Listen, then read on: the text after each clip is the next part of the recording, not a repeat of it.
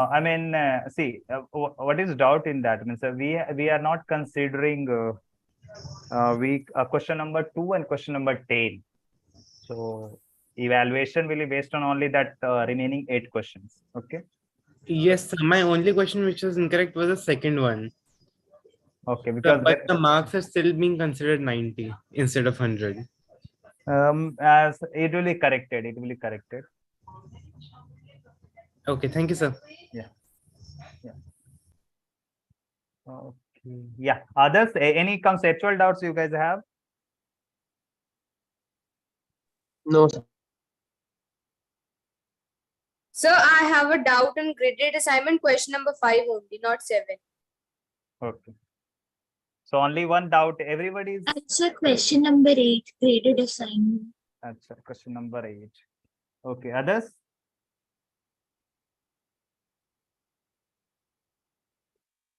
You guys haven't watched week 4 contents? Sir, in question number 7, week 3, graded assignment. Yes, in week 4 as well, I have a doubt in practice assignment question number 7. Okay, week 4 and week 3. Anybody's had doubt? No. Sir, question number 7, week 3, graded assignment. Acha. Okay. So someone said week 4 practice assignment. No question number. Kushi. 7. 7. Acha, ठीक है. चलो. Okay. Others? Sir, week 4, 4.2 assignment question number 5. Acha. Activity questions. 4.4. 4.2. 4.2. Question number 5. Okay, 5. Yeah. Okay. Then I start from week 3 graded assignment questions. Okay. And then we'll go for week 4. No? Sir, I have also one. Excuse me, sir.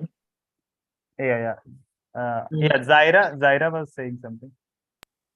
Sir, I have doubt in week 2, graded assignment question number 7. Week 2. Yes, sir. I was discussing last session, I think. Question number? Sir, it's 7. I think I might have discussed if it is tough one. I will check. Okay. But, 8 or. Excuse me, sir. but I see I will be taking these questions, week 2 related question at the last. Why? Because we have already covered these questions and I do not want to waste others' time. If that question is not there, I haven't discussed, then I will discuss. Otherwise, please watch the YouTube. I think it is already live stream session, so you can go and watch that one. If it's still we haven't discussed, then I can discuss that. Excuse me, sir. Yeah. Sir, I have a doubt in week 3 graded assignment question number 10. 10. Okay. Yeah. Okay then. So I start for week 3 and those who are so I think There is one more doubt in week 4. Yeah, tell me. 4.3 question number 2. 4.3 question number 2. Okay, good. Excuse me, sir. Yeah. Sir, I am having a general doubt, not in a specific question. Just wanted to ask, today week 5 content has been released. So should we prepare for qualifier or continue with week 5? Yeah, I think we will. When is the deadline for week 5? Sir, 19 It's July. 19 July. And when is the? Sir, 16 July qualifier. 16 is the qualifier examination. Yes. So and 3 days will be there now. So maybe you can watch some of the lectures now, but you can finish also. No, it's time is there. But if you really concentrate on week till week 4, you are a qualified student. Yes, sir. I'll be appearing in the exam. Acha. So So will the deadline be extended? We'll try to do that. Okay, sir. But specific books to be read. sorry. Yeah. Okay. So let me start the questions. That will be good. Yeah. So do we have to use any reference material or any other books for preparing for the qualifier exam? We do not have any reference book and all think so. Whatever, I think one book, what we have, the same contents are in lecture as well. That book is written by Sir only, Madhavan Sir and Judy Sir. Excellent, sir. Yeah. Sir, there is only one mistake in my week 3 graded assignment, and the marks I got is 88. How can you? And no, which question you got? Sir, it's 5. Okay. Okay. So Sir, will assignment question 5. correction will week 3, no. So let me go to the week 3 first and graded assignment.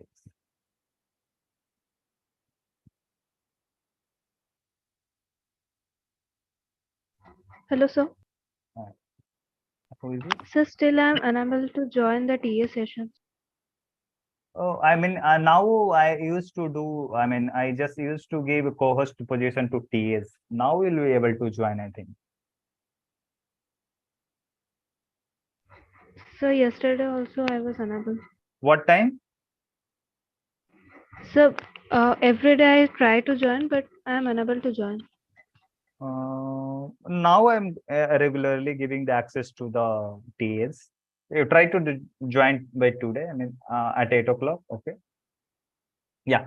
So Actually, the TA sessions link for the Google Meet has changed. So she should try with new Google link.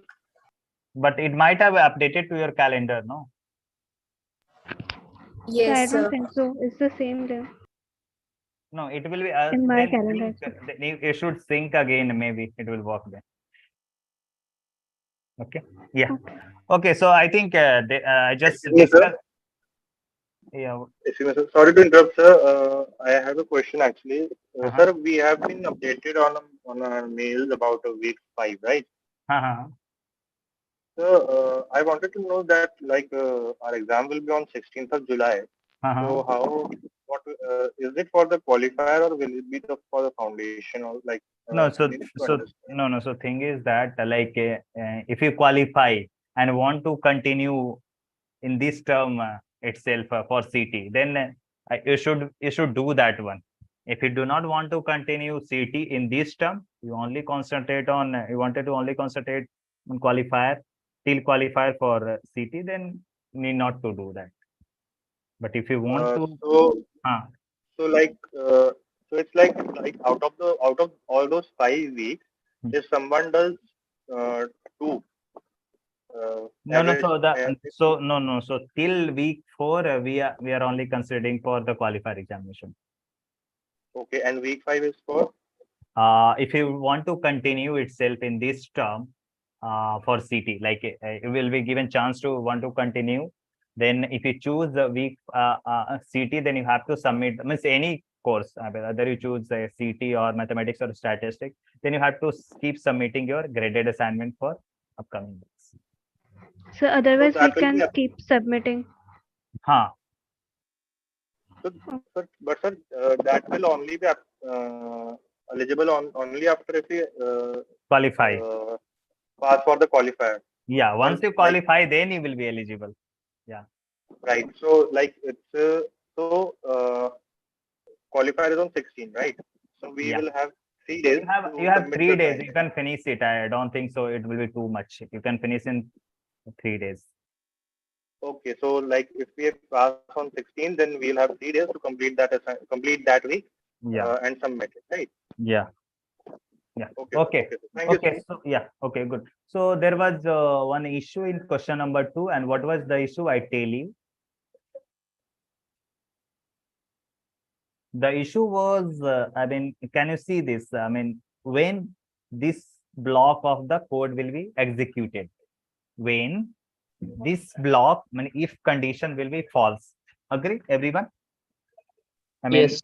Yeah. So when this block will be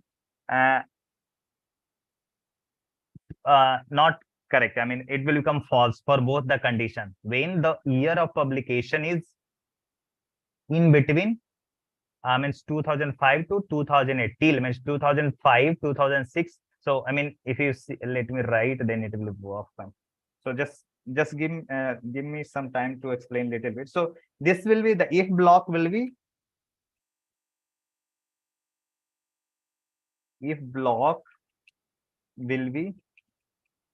false for x dot year, which are the 2005, 2006, 2007, and 2008 as well. No, means if you check the 2005, so obviously 2005 is less than 2005. It's a false condition, no?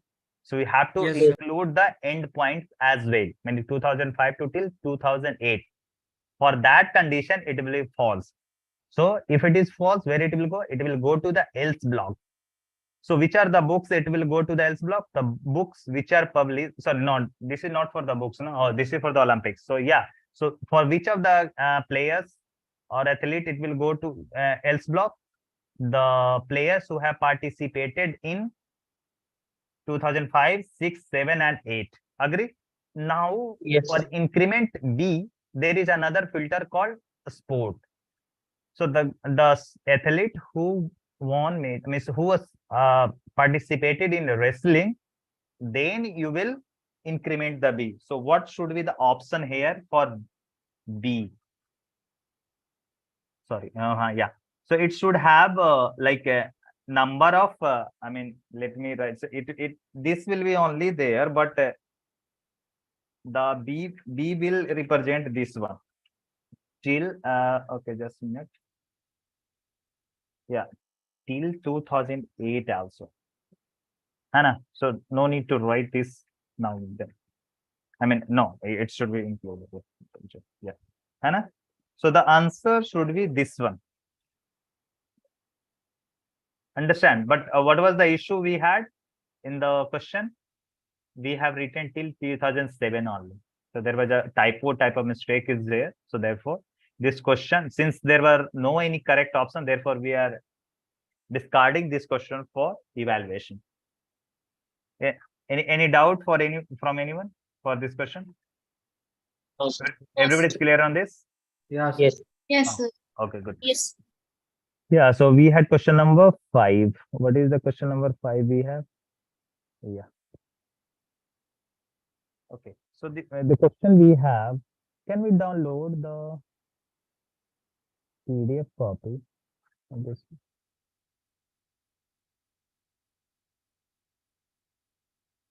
Then it will appear.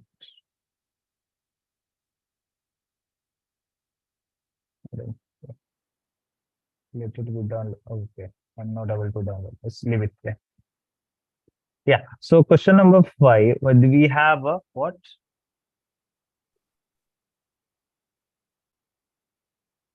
Yeah. So the following pseudocode is executed using the shopping bill dataset. Okay, true. Procedure count will accept a card Y. Okay, so procedure card Y, and pile of cards, pile 1. So there is a procedure called count bills which accepts card and the pile of cards. So two parameters are there. Can I say 2 arguments of this procedure? So Y and pile 1 from the shopping bill dataset and returns true if the total bill amount of the card Y, the total bill amount of the card Y is greater than the average total bill amount from where the card Y is generated.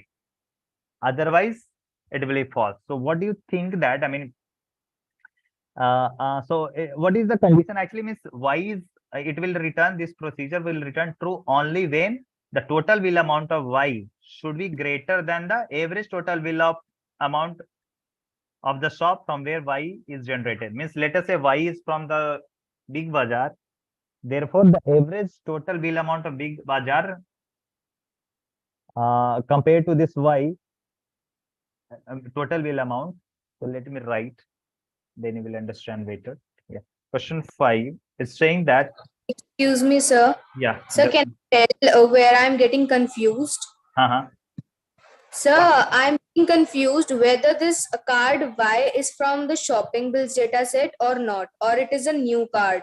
Yes, it is from shopping bill dataset only, no? Because this question is based on the shopping bill dataset. Yes, sir. Yes, sir. Sir, then if it is from shopping bills dataset, then count should be 1 only and the amount should be equal to the amount of Y. and then the amount should be increased when we draw one card X out from the pile 1. Okay. Yes, sir. If you will continue this procedure, if you will do this procedure, then the same thing will come out. No, so see, I mean, I understand that what you're trying to say, that because you have already picked one from that particular shop, so you want to say that the count should be initialized to 1. That is what you're trying to say? Yes, sir. And the amount should also be increased to Y, means the amount of that is stored in Y card. But let us say, I mean, you have 30 cards are there, okay? You have picked one from that card. Means that Y information is there, but pile 1 has all cards are there. I mean, we pick the information of that card. All cards are in pile 1 itself. I mean, did you understand what I'm trying to say here? Let me write. Sir, if all the cards are in pile 1, then how we are going to take the average? Average, how we can take average? Means it will iterate through the piles of cards. Okay, it will iterate. You are saying that the card Y is also there in the pile 1. Yeah, we got the information. Means we have just information of one card, and the all cards, obviously it will be in pile 1 itself. Then you are iterating through this while loop, and whenever you are seeing the same card, I mean, from the same shop, then you are incrementing amount with the total bill amount, and you are also incrementing the count. Once you iterate all the cards, then you find the average amount by count, and then you check that if total bill amount is greater than the average, then you are returning true. So here it should be initialized as 0. Hana? Okay, sir. Sir, I have a Yes, doubt in sir. this question.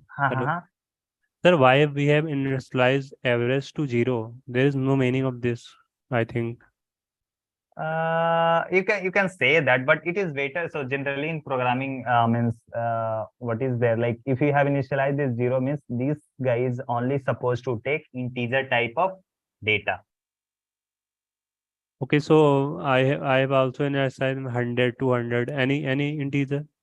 No, I mean, how can you see? I mean, then that's why I'm saying that how can you already add some amount to this average? Means if you have initialized with 100, means 100 if you do not automatically updated in the 11th step amount by count. Yes, for this case it is true. If for this code, pseudocode, it will be true.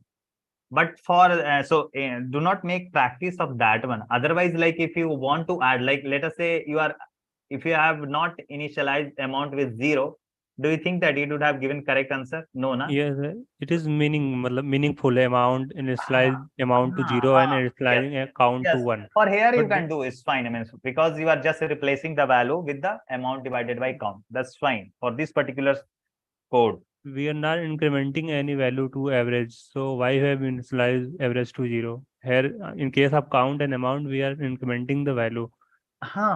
So means we have initialized some integer data. That's all. Means integer type of data type. Means it can only take integer data.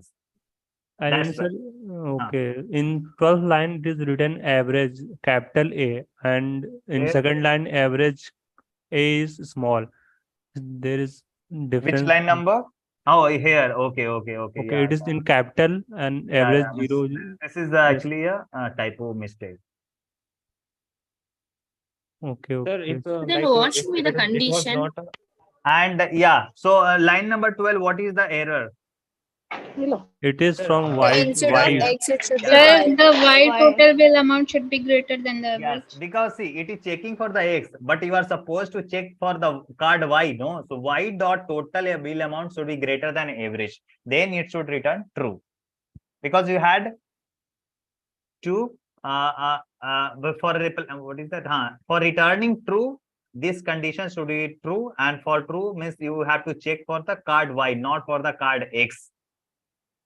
Guys, The Understand? card way should be particular Sir, but in the shop, sir. code it's written that both the shop names are same. Shop name, see, so that's why you are checking. So you have card, okay, you have card, and you have piles of card are there. There you are checking. So when you are iterating through the cards, first you check the shop name, Hana? And then you are shop name of the Y. Means if the shop name of the particular card X is same as the shop card of Y, then you just increment the amount, and then you also increment the count. What is there in this? I mean, Sir, shouldn't there be a X variable assigned The count must be before initialized starting to the zero. code? so count is there is two error in this line. There are two errors. Count should be 0, and here it should be Y dot total will amount. Sir, But we have not like, defined One a by one, variable. one by. Otherwise, people will be not able to hear you. Sir, I want to ask, like, the average is written in small, and in the 12th line it is written capital. It Yeah. is- So that's a typo mistake. It should be a small AVG. Yes, sir. No, I mean to say, like, if it wasn't a typo, will it be an error in actual? Yes. Okay. So we have seen that we have in 5th line X dot shop name. So we have not defined a variable X previously. X.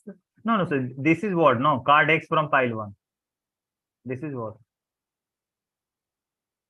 And what do you think? Which card will come at here X if we are checking the last card which has moved from pile 1 to pile 2? The last card information, if you are not changing with Y, this is the actually representing for the last card which you have moved from pile 1 to pile 2. Understand?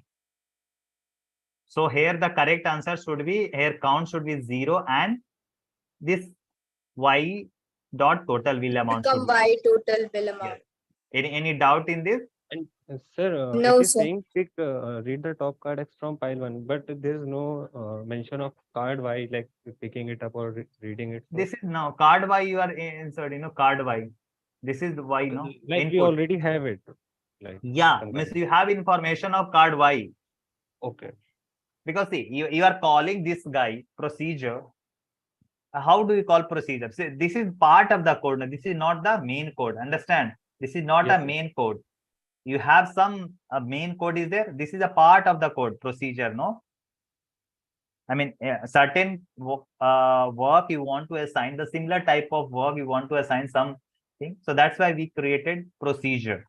So this is not the main code. This is the part of the code where you have called this procedure with two parameters, Y and file 1. Okay. So like in earlier codes, like some X card you are calling, no, something maybe somewhere in other code, procedure based codes are there. Yeah, like this code, how your X are there, then your X dot total will amount, like that you are checking, no. So the same thing you are calling with two parameters, Y and piles of card. That's all. Okay. Hello. Yeah. Yes, sir. Can you move to the next question? Yeah. For this question only, Sorry. I brought in this. Hello. Just give me a second. Your voice is not clear. Am I audible, sir? Yeah. Tell me. Okay. I wanted to ask how to differentiate between X and Y. How to? If can X card X and card Y. My understanding is card Y or whichever card is mentioned should report first line. First line. Line Yes. number you tell me? This one. Yes, sir. Yes, sir, line 1, sir. That card is reference card. Yeah, means you have called from some, you have some main code somewhere is there where another procedure is defined called count wheels, and you are calling with two procedure Y, pile 1. That is what you're trying to do, no? Okay. So this card will always be a reference card, maybe X, Y, Z. And the other card which reference card. Yeah, you can say that. And the next card, the other which they are comparing, that will always be. Yeah, so the x here, x is variable. Why? Because you are reading card, you are changing x again and again. As you read the card, you are changing the card x information. Because see, you read the top card, then what you are doing, you are checking the filter, means filtering. If it is satisfied, you are going to execute these steps. Otherwise, you will come to here, move card x to pile 2. Again, you will go here, another x card x will be going to be read, and you are going to compare with the same y card. Not y is not changing. X is variable. Reference. That is constant. Yes. Okay. Yeah. Okay. So those who are not, talking, please mute yourself, and those who are having doubt, please raise your hand. So I'm going to move to the next question. What was the 7? Yeah, so this is the question I have. Okay, so what is the question I have here? Sir, can you explain 6 also? Yeah, sir. 6 is tough. Huh? 6 and 7. Okay, 6 and 7. A and B. What is that? A and B. Okay. Okay, the question is what? The following pseudocode is executed using the words data set. Let average be the variable that stores the average letter count of all words in the data set. Okay, okay. So A and B you have. So what will A represent? So where is A here in this code? So A is here. So A is equal to A plus 1. So A will be incremented when B is 0. Agree, everyone? So step by step. My screen is visible, no? My screen font is not so small. Yes. Are you able to read? Yes, sir. Okay, good. So when A will be incremented, tell me. When B will be 0? Yes, Agree? And we will be 0. B will be 0. And when B will be 0, are we updating B? So we have initialized B with 0 for the every card. Means as you move the card or every row, the same thing, information, you have initialized B is equal to 0. And when you are going to update the value of B, whenever these two conditions are going to be satisfied. What is the first condition you have? Pronoun to be pronoun. So whenever, if there is any pronoun, okay, then B will be 1. Same time, if that word is letter count is greater than average, then B will be 2. So if any one of the increment is there, A will be not going to increment. So my question is, let us say B is equal to 2. Then what A will represent? Then just simplify this one. When I just this condition, I am changing the condition. B is equal to 2. What do you think now A will represent? Anybody tell me? Non-pronoun and less than letter count average. Number of pronouns. Number of pronouns. Not pronouns. Not pronouns. No, I'm saying that B is equal to 2. For that condition, what A will represent? So number of pronouns with greater than letter count. Letter count. Greater than average. Yes, Letter count more than average. Average. ABG or average. So average. Okay. Sir, here we have found the average prior. Sir, we have found the average prior writing the code. Yeah, that is what. Can you see this? This is written. ABG is representing the average letter count of all words. So average letter count. It is already defined in the statement, no? Okay, sir. Understand? Sir, I have a doubt. If B is 1, then what will be A? So I'm going there. So don't worry. So that is the question number 7, no? So for this statement, everybody is clear? Yes. Do you think that this is something representing of something? What is that? Sorry. Do you think this is same thing? And operator, both condition has to true, then you are going to increment A. Yes, sir. Agree or not? Yes, sir. Yes. This is another way of writing AND operator. Now coming to the this question actually. When I will come to v is equal to 1, I will tell you. And let us say now, sorry, why is you will. Now I'm coming. If next, if b is equal to 0, then I will come to v is equal to 1. Just give me a second. Yeah. What do you think? If none of the condition is true, then you are going to increment it? Neither a pronoun, neither pronoun or less than this. Agree, no? I mean, Yes, sir. yeah, means here what a will represent? Number of words which are not pronoun and have letter count less than average, less than equal to. number of words actually. Number of words that are not which are not pronouns and the average letter count. Which are not letter count is less than and equal to average. Pronouns and letter count less than equal to. At most, no? At most? Yes, sir. Sorry. At most ABG. I'm just writing ABG. ABG, you are understanding, no? What I'm trying to say? ABG Yes, is... sir. Yes, sir. So everybody is clear on this? Yes. Now coming to question number 7. B is equal to 1. So someone will say either a pronoun. Yeah, I mean B or is equal to greater than average, but not both. Just a minute. Yeah, that is the I think question, no? Yeah. So see, if you say that final, I mean question number, let us see to where is that? 7, yeah. So if B is equal to 1, so do you think from where B is becoming 1? It can be of pronoun or it can be of what is that? Letter count greater than average? I don't know from where it is coming. It's true or not? I mean, if B is equal to 1, do you have any what is that parameter to check where it has incremented in this case or this case? Do you think we have any parameter to check that condition? No, na? No. So that both have to be true at the same time. Sorry. So both have to be true at the same time because it's an AND condition.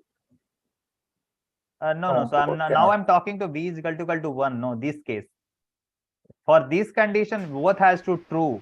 So that's why I mean that I have given to one option. I mean that I'm just showing you example. The earlier question was just B is equal to 0. This question. Understand? I mean now come here. Yeah. So I will B. So B is equal to B is just listen little bit. Yeah. Let it reopen like that.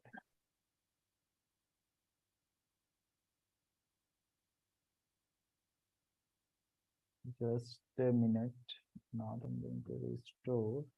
Let me download this solution. Then I think it is font is very small, no? I think this should work. I think it should work. Then it will fun. Yes, it worked.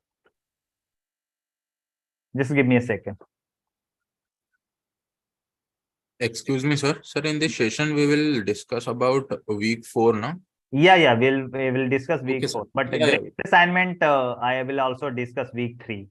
So my priority is first now graded assignment, week 3, and then week 4. Okay? Sir, we will discuss the concepts of week 4, no? Yeah. Well, I mean, Okay, if you sir. have any conceptual doubts, I am ready to discuss. I mean, I'm okay with that. So now I think this is better, no? I mean, just question number 6. Yeah. Is it clear? Little bit? Or still same?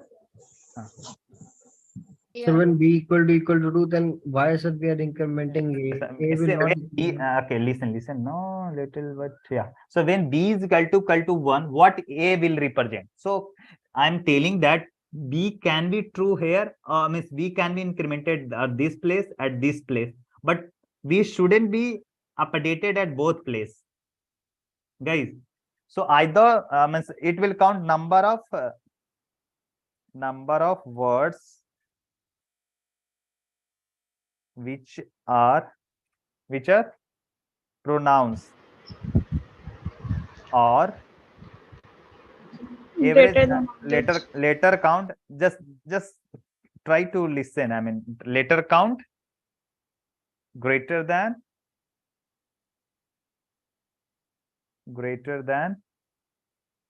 AVG, but not both.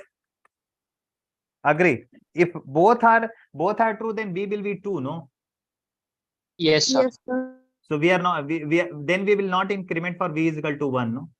So when B is equal to 1, it is representing number of words which are pronouns or later count greater than average, but not both. Everybody agree? Any Yes, doubt sir. in question number 7? Now No, come here. sir. Now come here. B is greater than equal to. Now tell me, what is this A will represent?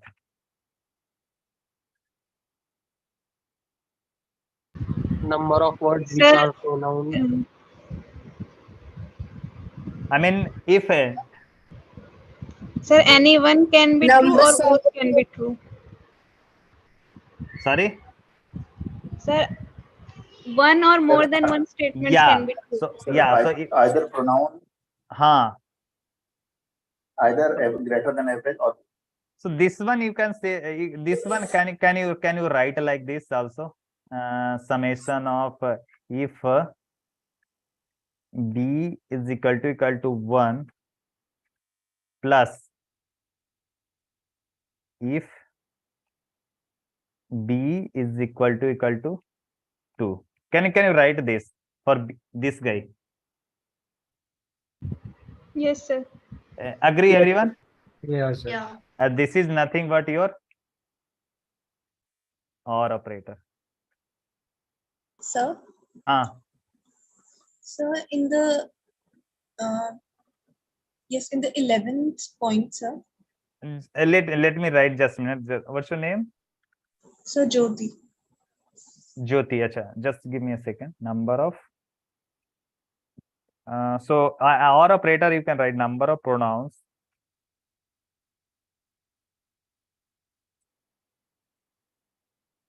plus number of words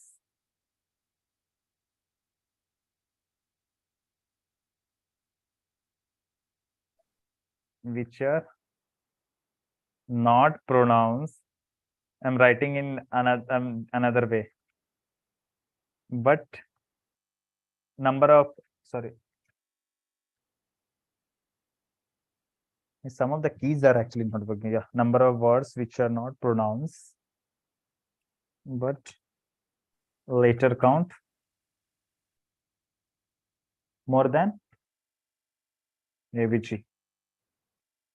This way you can also write. Either you write the number of words which are pronoun or later count greater than average. But you can also write in this way also. OR operator, you can write like this. Yeah. Okay. So what's the doubt now? It is clear now? Yes, sir. Yes, sir. Yes, sir. You can write in another way also. I tell you how. You can write first like number of for double stop. I mean for recounting means double counting. I'm writing like this. So number of words with later count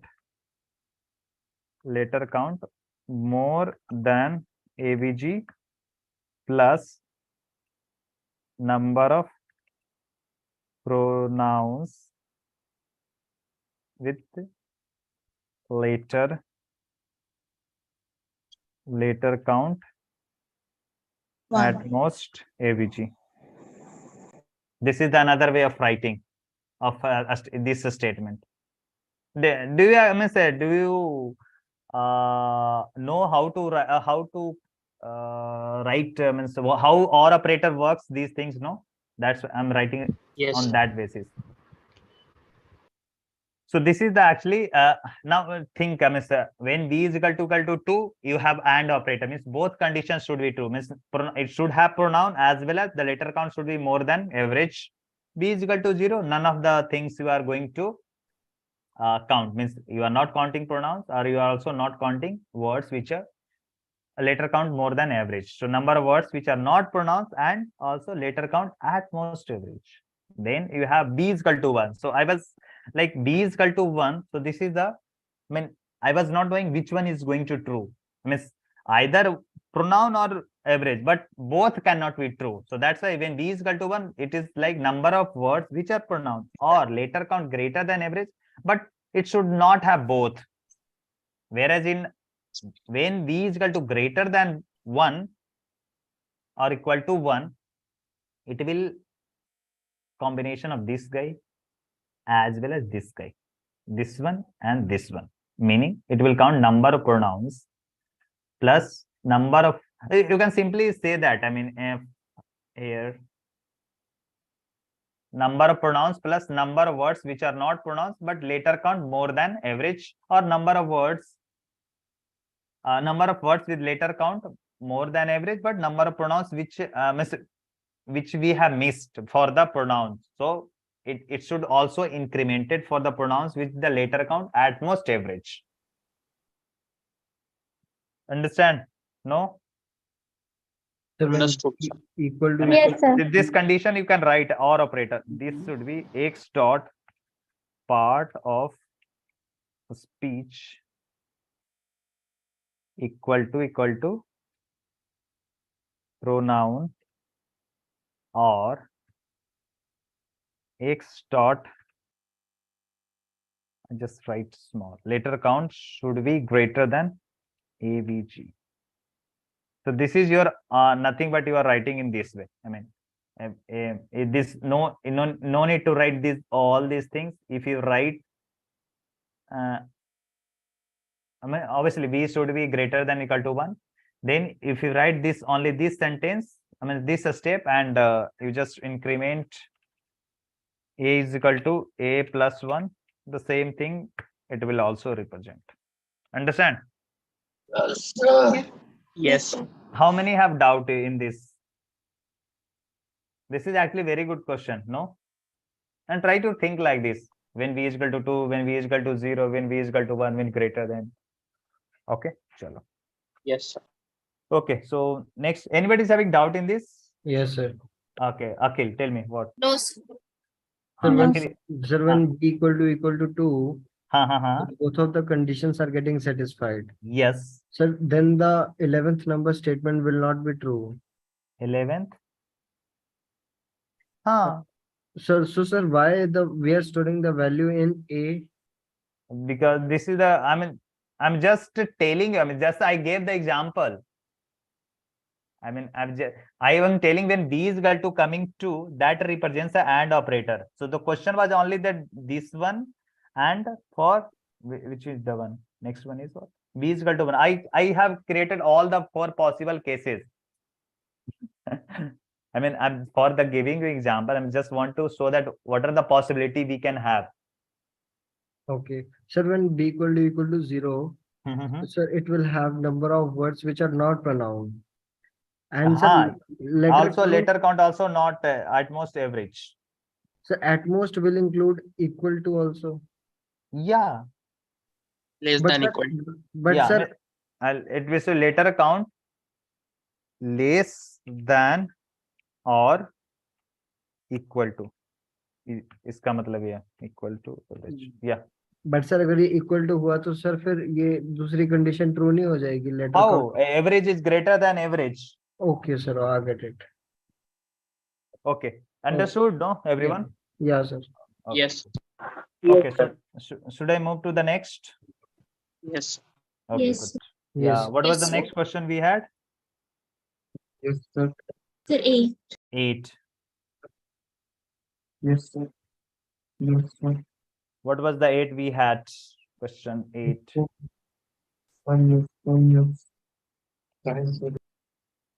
Yeah, I mean, let me go through the part. Yeah. Yeah, question number 8. In this, I'm able to see all the question part. Yeah. So the question is that the following pseudocode is executed using the scores dataset. At the end of execution, A captures the number of male students who have scored above average in at least 2 subjects. Above average in at least 2 subjects. Assume that MBC, yeah. So at least 2 subjects. What do you mean by at least 2 subjects? Say greater than equal Greater to than equal to 2. Yeah. What is the doubt in this? Greater than equal to 2. None of them. Be greater than equal to 1? That is also answer. No, greater than 2. At least 2. Yeah. No, but this is equal to is also coming. Last No? options. This is the correct last answer. option. This is the correct answer. This equal to will be not included. Na? Yeah, See, sir. that does, I mean, let me write. I mean, just now I think I told. So, at least 2 का मतलब क्या हुआ? At least 2. Less Yes. than equal to. I mean, what is the number Greater here than. we are checking? B, no? So, B should be, I mean, greater than or equal to 2. Or we can also write, no? I mean, B is greater than 1. Both are representing same. Yes, sir. Yes, sir. I mean, in question, it was written at least 2. In question, it was written at least 2 subjects. So at least 2 subjects, this is the if it is directly given, then you have a directly answer. But B is greater than 1 is also representing same thing, no? Because see, for B is equal to 1, it will not accept. For B is equal to 2, it will accept. For B is equal to 3, it will accept. Yeah. So this is nothing but same thing. Both our statements are same. Agree, everyone? Yes, sir. Yes, sir. Yes, sir. Okay. Yes, sir. Yes. So what do we have Yes, sir, next? agree. Question number 10. These are good question actually, no? I mean, try to think a little bit. Also this question also, I mean, okay.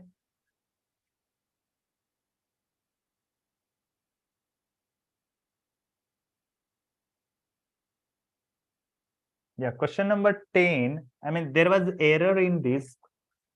And the error was what? I mean, here the average is, I mean, according to this code, this guy has no meaning at all. I mean, the variable B has no meaning.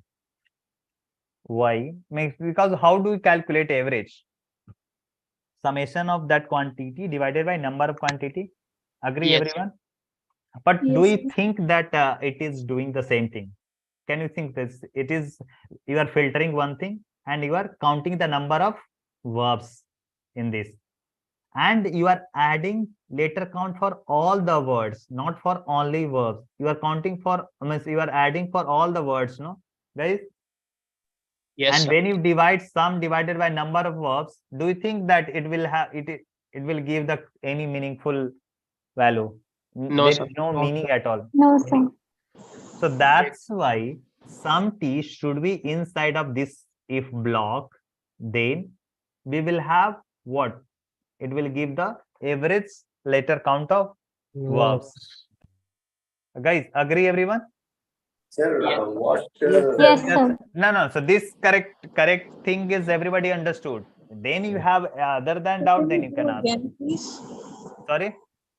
Can you repeat, please? Yeah, so thing is that, I mean, we are talking about something average. I mean, B is something average, it should be calculating.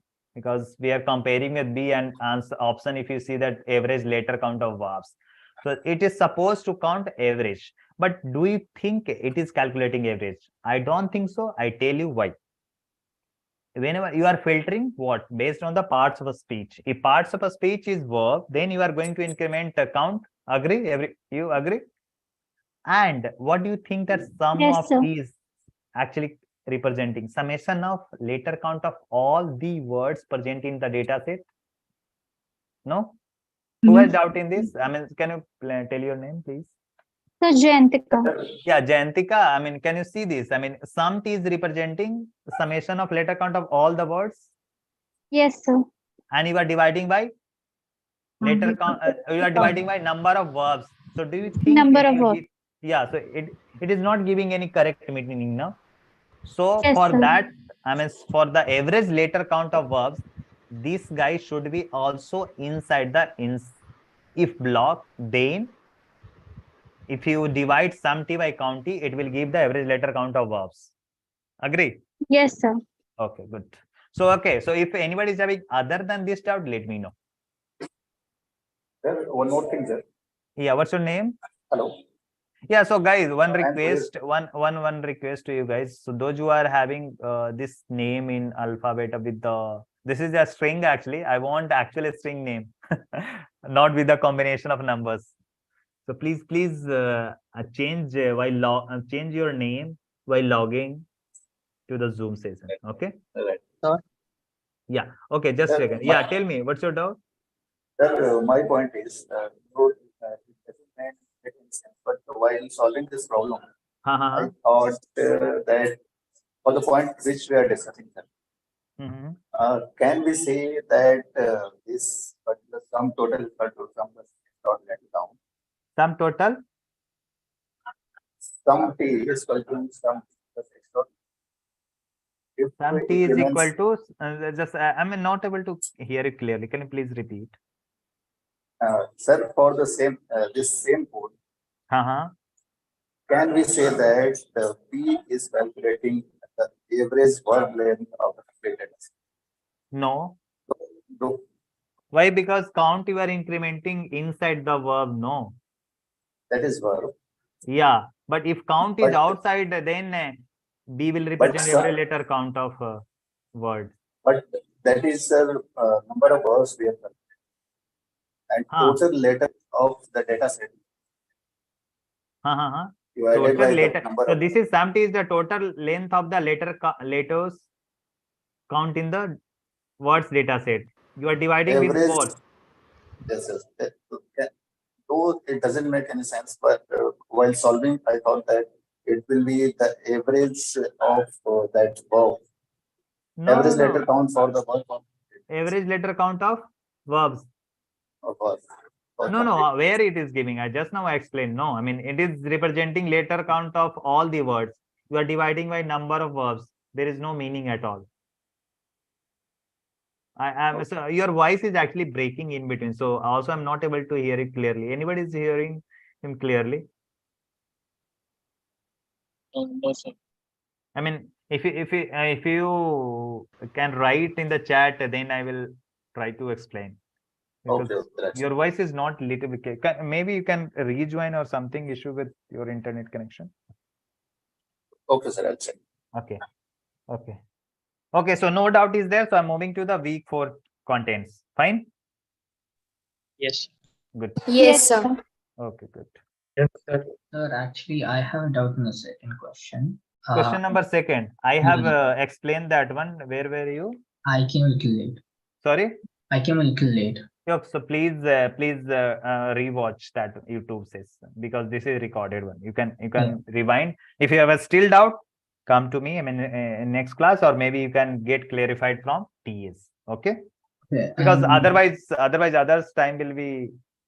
Yeah, that's fine. Sir, are you going to take like only week 3 doubts, like assignment question? Yeah. So week 3, I was solving. No. Yeah. Okay. I'll ask them. Yeah. So okay. So I'm moving to the week 4 things, and what were the doubts I have? 4.2 question 5. Okay, 4.2 question 5. Sir. Yeah. Sir, can we go through the revision first, because the students who haven't gone through week 4 will not understand that much. But means what? Yes. I mean, yeah. So, a quick summary. Doubts first, and then. Yeah, so I will try to explain the. See, I will try to explain the concept through these activity questions. And see, this is you should be watching. Means when we have released this week things last Friday itself, and it's not my fault. No, I mean you should be at least watch the lecture at least. Sir, please give the summary first, then you. Summary I will explain while explaining the question itself. I don't think so too much is there on our operator is there and number of comparisons. So I will explain that one. Other things are not there. The important things for only in week 1, which is actually required to remember things. In these things, all are concepts. Okay. And concepts will be mostly clear when you solve the problem. So it will be good that if you just watch the lecture at least once. Okay, sir. Yeah. So question number 5, what is the advantage of binning? It reduces the number of comparisons. Yeah, who is having doubt in this? Question number, this was the question, no? 4.2 question 5. Hello. So you're audible. Yeah, so who had doubt in this question 4.2 question 5? Is he here or is she here? No? Okay, then leave it. Okay, I'm moving to the next question. Yeah, 4.3 question 2. 4.3 question 2.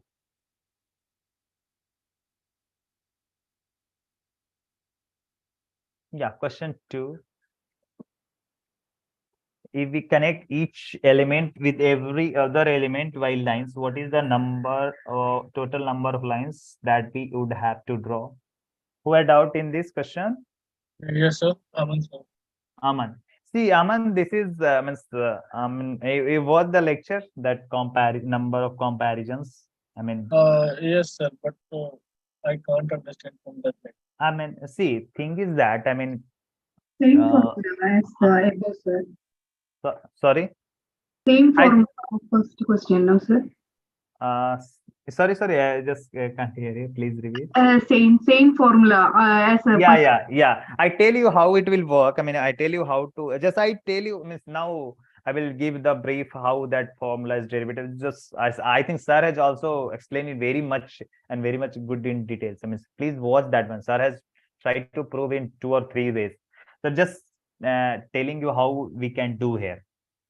Okay, so what I have just see here, just a very basic example, a very daily life problem is that let us say in a party you have so this is number of comparisons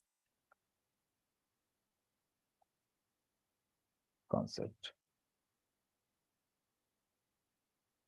So let us say you have 4 people, A, B,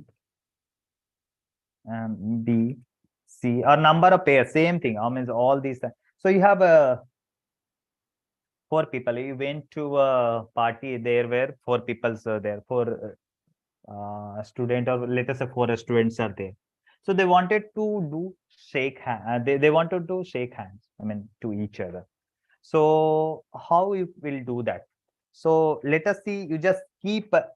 You have A, and now you are trying to shake hand with B, C. So I am just writing the pair. So you have shake hand with AB, then AC. Means A is shaking hand with C and A is shaking hand with D. How many things are there? How many shake hands are possible here? 3.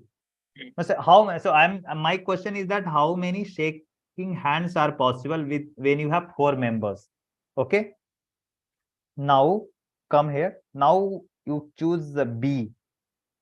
So we will shake hand with A. And just we will shake hand with B. Obviously B with B is not possible. Or maybe let me try to BC and then BD. So do you think that when A is shaking hand with B and B is shaking hand with A, both are same case? Yes, sir. Yes, sir. Let us now leave it. That is little confusing. Then let us coming to the pair concept. So I want to make pairs. How many in a pair? How many person or elements should be there in a pair? How many elements should be there in a pair? 2 only. 2. Only 2. Yes, So sir. you have given there are 4 students. They wanted to make pairs. How they will make pairs? Which are the different case of pairs will be possible here?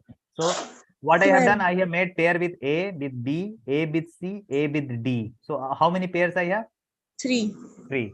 Now with B, B to A, B to C, B to D. But what do you think? AB and BA both are same? Yes, sir. And Ram and Shyam and Ram both are representing same pairs, no? Yes, sir. Yes, sir. Do you think this is possible? No. So you have No. only 2 here. Now you have C with A, then C with B, and C with D. Okay? What do you think here? AC Only and one existing. So what do you think? AC and my screen is visible, no, guys? Yes, sir. Yes, sir. If it is not clear, just then let me know. No, sir, clear is. So what do you think then? CA is same as AC? Like Ram, Mohan, Sohan, and what is that last? Anything. Okay, so this guy A had made with C, then C with A, both are representing same now. So we already counted AC. So we are just neglecting here. Now, what about CV? BC is same as BC is already there, then you are not going to count this guy. So how many you are left with? 1. 1. Now you have D. D to A, D to B, D to C. Now come here. So D to A, AD is there already? Yes. So you are not going to count this guy because you have already counted, no? What Yes. about DB? BD is already there. What about DC? CD It's is already already there. So how many you are left with? Zero. So how many Zero. how many pairs you are able to form? 3 plus 2 6. plus 1. Huh? 6. 6. So one thing, I mean, so how many? Just listen. So how many numbers are there? N is equal to 4. There are 4 members, no? Yes, sir. So can you write this guy like this? Means if it is I mean until I mean just you have done n minus 1, no? I mean this is 3 is nothing but n minus 1, no? N Yes, is what? 4. N is 4. Number of Plus 2 you have done, and then plus 1 you have done. So let us say there are n numbers are there. I don't know this now n is a variable now. I mean there are so many are there. So you might have remember something called summation of n numbers. Means, do you remember this one? 1 plus 2 plus 3 Yes, sir. N plus minus so 1. on. What is the formula of this one? N into N minus 1 divided by 2. Plus 1. What is the formula? N into N minus 1 upon Minus 2. 1. n Divided by 2. minus n plus 1 divided by 2. Oh, yeah, plus 1. So sum of you say let me do not confuse you. I mean just so that you will understand what I'm trying to say. So sum of n natural numbers are what? N into n plus 1 by 2. Remember everyone? I think in math this is there. Yes, sir. So do you think how many numbers are there when you have generalized? Why I have written till n minus 1? Because when we had 4 numbers, we are starting with 3 plus 2 plus 1. Hai So Yes, one sir. less than 1. So whatever the number you have, we have 1 less. So this is n minus 1 plus 2 plus. So for generalized case, what will be the number? Means you can write this one also, na? I mean 1 plus 2 plus. Sorry, 2 plus. I mean, so I'm just deriving one of your case. I mean, so this will be nothing but your summation of what? This is the formula you had, n into n minus 1. What is n here? N minus 1. Four.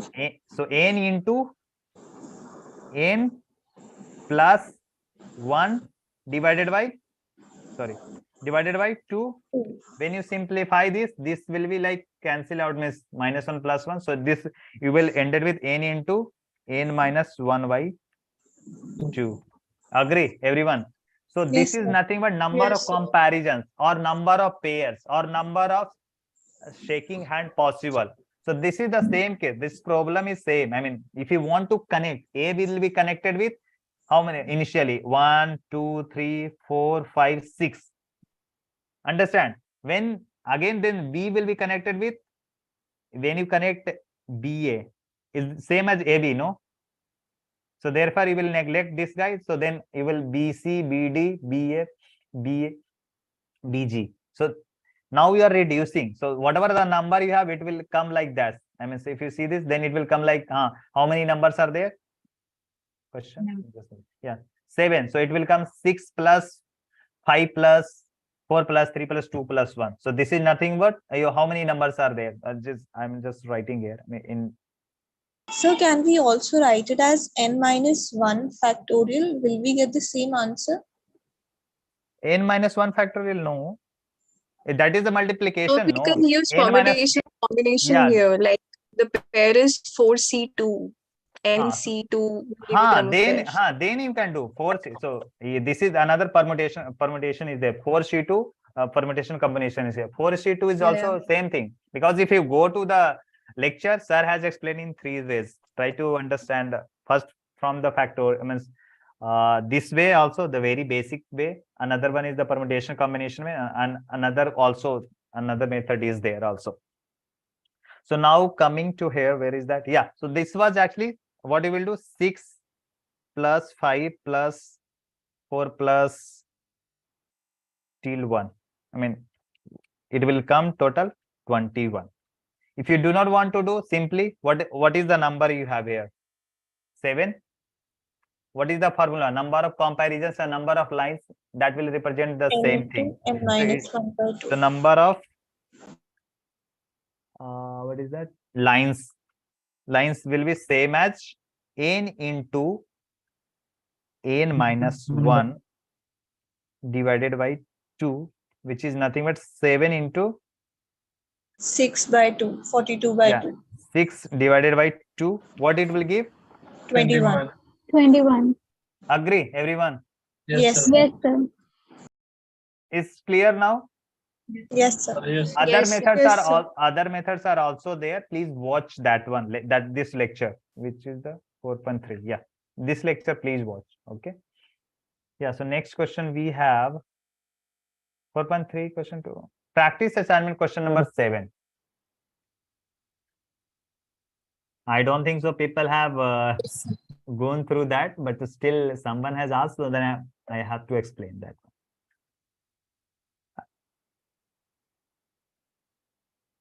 So yeah, question number 7. No?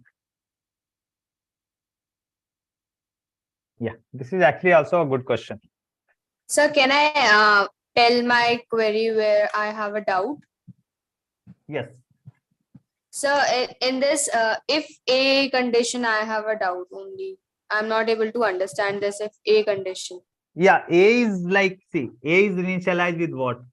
False. Meaning, if inside false block is there, means a statement is false, are you going to increment? No, nothing. No. See, I mean, if you see her other code also, ultimately you are doing what? Means this whole condition will either give true or false. If it is true, then you are going to increment. If it is false, you are not going to increment. The same thing, it is directly given here. I mean, what is A? A is false. So false is there, you will not go inside. That is the thing, it is there. And this is a very good question I want to explain here. Okay. Screen is visible, no? I think font size is very small. Yes, sir. Yes, sir.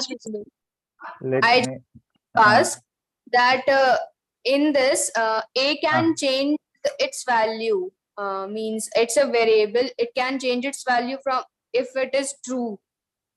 Then also, for example, I have one question that means in which I'm getting doubt. In this question?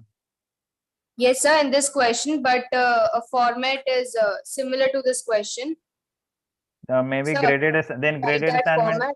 Is it graded assignment question then? No, sir, in the practice assignment only. Okay. So the same question or different one? Sir, it is the same question, but the concept where I'm getting doubt, I'm asking that. Where? Tell me. Which question number? Tell me the question number, no? 11. 11. I think it's fourth question. Practice. Question number 11 you have doubt. No, sir. Question number 7 only. I am just telling you, can you please write the procedure that I'm dictating you so that I can tell where exact I'm getting doubt. Procedure, I should write procedure. I didn't understand what you're trying to say. Sir, I'm just dictating you. Can you please write that? What? Tell me. What should I write? Okay, sir. Sir, there is a while condition. While table 1 has more rows, then read the table and then it comes I is equals to 1. For example, Q is variable. Instead of A here, Q is the variable and it is stored as true. It is false. Okay, sir. And sir, there are names of students. Yeah. This procedure is for the names of student. Then comes C is equals to X dot first letter. Okay. This is another variable. Then comes the if condition. If ith letter is M. Okay. If ith letter is M, then we move inside the if block and Q is equals to false. It will be good that if you write somewhere and just write and chat, you can write in chat. That only, sir, I am telling you to please write it and then I will. So I mean, see, if you write, then it will be good. By the time I explain this one, you please write in the chat, then I will open and see. It will be good that because whatever you say. Okay. Yeah. So question number 7 is actually a good question, and I'm just trying to explain what it is actually doing here. So the question hour is that what count is representing. Everybody understand what count is representing? It is based on the words data set. And where is count actually? So count is there. So when count will be incremented? When B will be true. Everybody agree? When B will be true, count will be incremented. Guys? Yes, sir. So count is initialized with the 0. So it will only store integer type of data, which is actually we are also doing the addition. So it will also reflect it will only have integer data. So let us see where are the B actually. So as soon as if you go here, you are reading a card. Okay. So B is here initialized as false. So obviously, if this condition is, you have to go inside and then you have to check where for which condition B is going to be true for that particular word, because this when X is reading, you are reading the word. Why? Because next thing you are checking the later count. So let us see what it is happening here. So you are going first time, okay, and what you are doing, I is equal to 1. Means first time means what? Just take a dummy data means like what is your data means. This is question number 7. So what is that? It was Monday morning. Okay. See my yes. So when you are going first time, what will be the value of X? This will be the X card X which has word eat. Okay, you have initialized I with 1, and these two guys you have initialized with false and false. Okay, now you are going first time and you will check I is less than or equal to later count. What is the later count X dot have? Currently we have 2. Correct. So obviously since I is 1, it will go inside. Hana? It will go inside, and what it will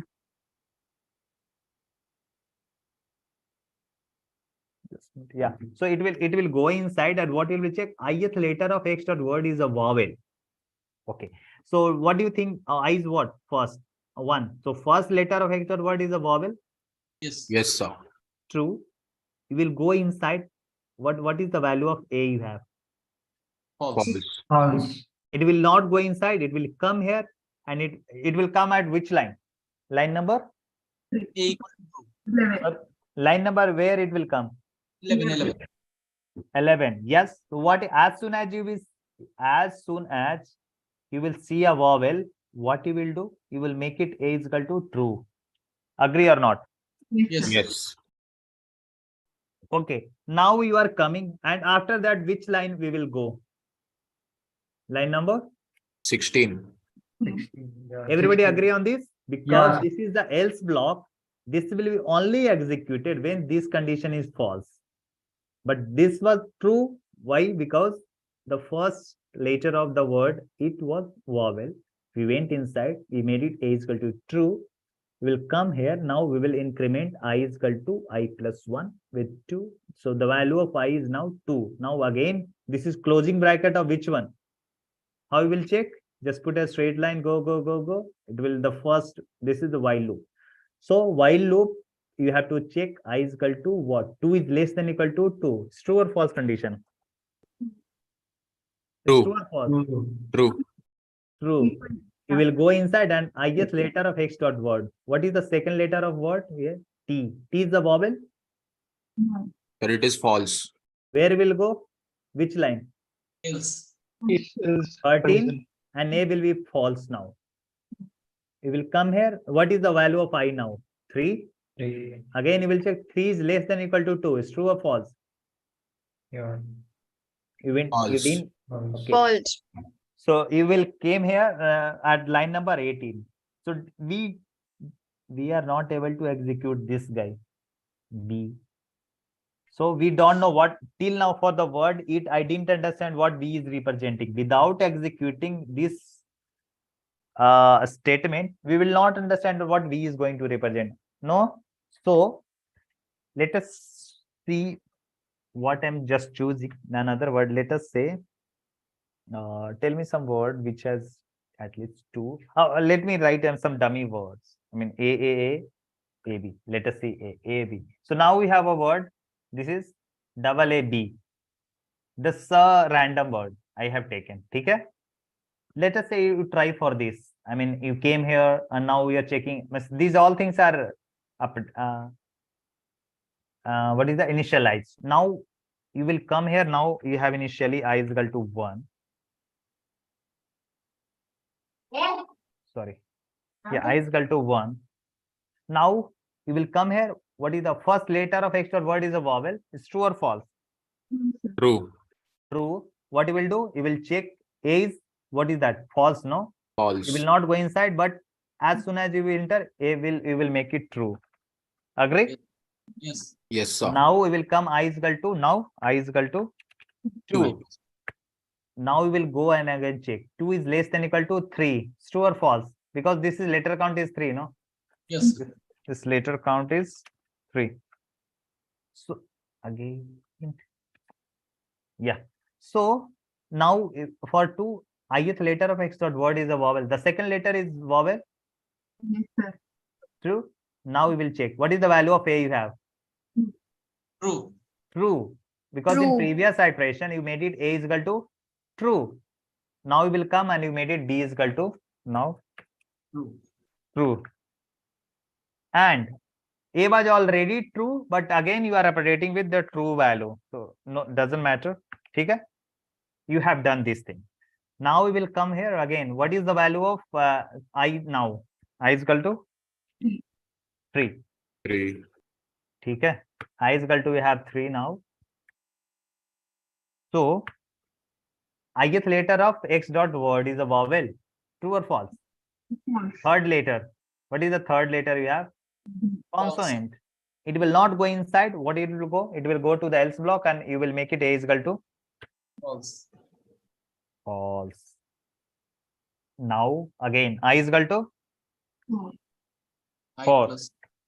4 is less equal to 3. Here a statement itself you are not going to read because this condition itself is false. Now you will come and B. What is the value of B you have? True. Then you are going to increment count. Hana? So what did you understand here?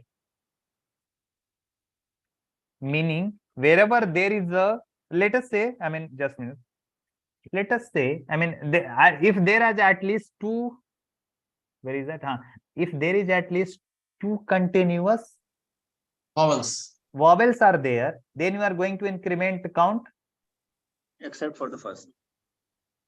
Except for the first, meaning? First one will not be counted, na sir, because A will be false for that. You are counting words and you are not counting letters. So if you are counting this guy, you are counting words, no.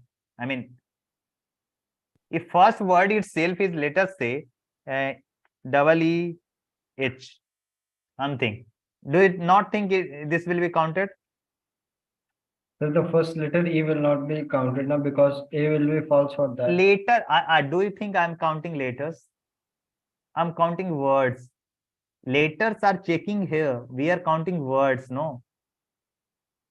I mean, we are checking the words, no. For this one, see, as you move the card here, you are actually representing the words. This guy is actually checking the letters. And letters, what are the positioning of letters? Vowels should be at what position? These are it is checking. Now, why? Because you are checking this position. I mean, letters of the word X dot word. We are not counting words, no. We are checking the words positions. So even though if double E HRT is there, if it is the first one, obviously for continuous at least two. I mean, if there are at least two, then you are going to increment. Let us say there are three continuously. But what do you think that if you have E by E, I, there are two vowels are there, but do you think that this will be counted? This word will be counted? No. No. Why? Because if next word come, you will, for I is equal to 2, obviously Y is not a vowel. It will go to the else block. We will make it A is equal to false. False, yeah, yes. Understand? So wherever there is a vowel, first entry it will be there. You will make it A is equal to true. See, for executing this, there are two. What is that? Obstacle. What is the first obstacle? The word should be vowels. Next time, this is the another obstacle, but this will be true only when you have read this one at least. When you read this one, then you will make it A is equal to true. So there will be continuous vowels. Then you are going to make it B is equal to true. So that's why count will represent number of words in which vowels are present. I mean, pair of vowels. At least there is at least one pair of vowels, or at least two vowels are consecutively present continuously. Excuse me, sir. Sir, when the second vowel will come, then in that time the A will be true, na? Then we can execute the line eighth. Yeah, that is what I have done. No, when I was checking for a double A B, but the first line what we have done for A was not true. We didn't go inside. We went made it A is equal to true for this case, no? Yes, sir. For the first letter, we made A is equal to true. Why? Because that word was, so what that letter was what? Vowel. Sir, and in the second letter, we will make B is equal to true. Why? Because A was true. So, sir, here we want A to be true or false. A to be true or false means A is C. Yeah. If the ith letter of X word is a vowel, then A is false, means the first letter is a vowel. And then if A means if false, if A has its value false, then we will change its value to true. Moving inside. Yeah, means see, either thing is that if it doesn't matter to making A is equal to true or what, because making A is true depends on only this guy.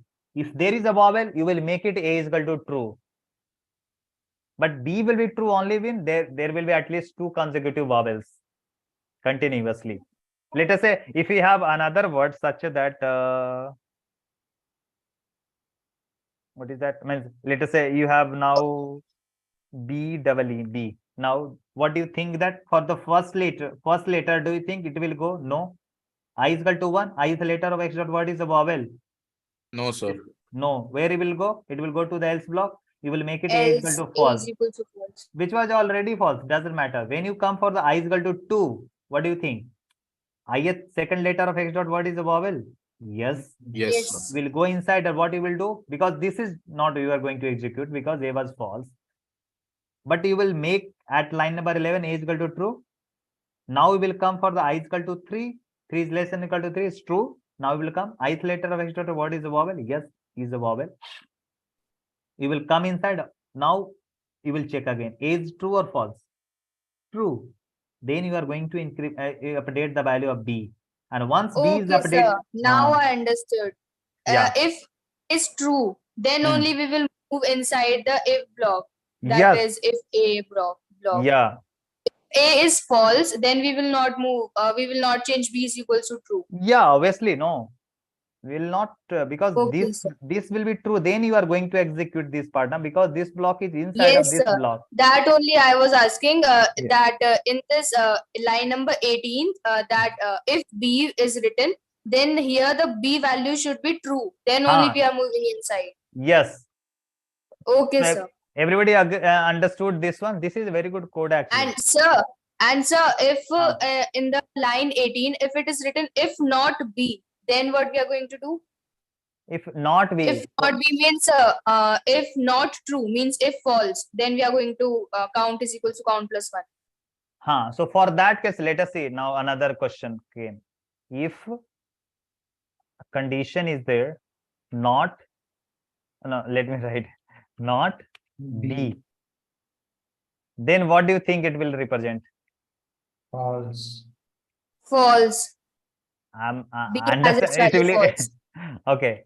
So, and if nobody is having question, I have question now. Tell me what here miss condition miss all things are same. Only I have changed here. If B is I have written instead of B, I have written not B. What here now count will represent? Think and tell me.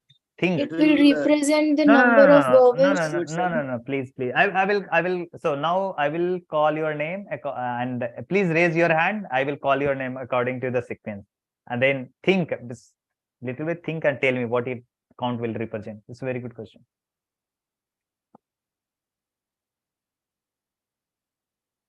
It's not necessary that if someone has raised hand, I give you 2 minutes. No, sorry, 1 minute. 1 minute is fine. Yeah, 1 minute. And then I will ask. So please, those who have already, those who have thought that this will be the correct answer, rethink and try to find what count will represent now when we have not B.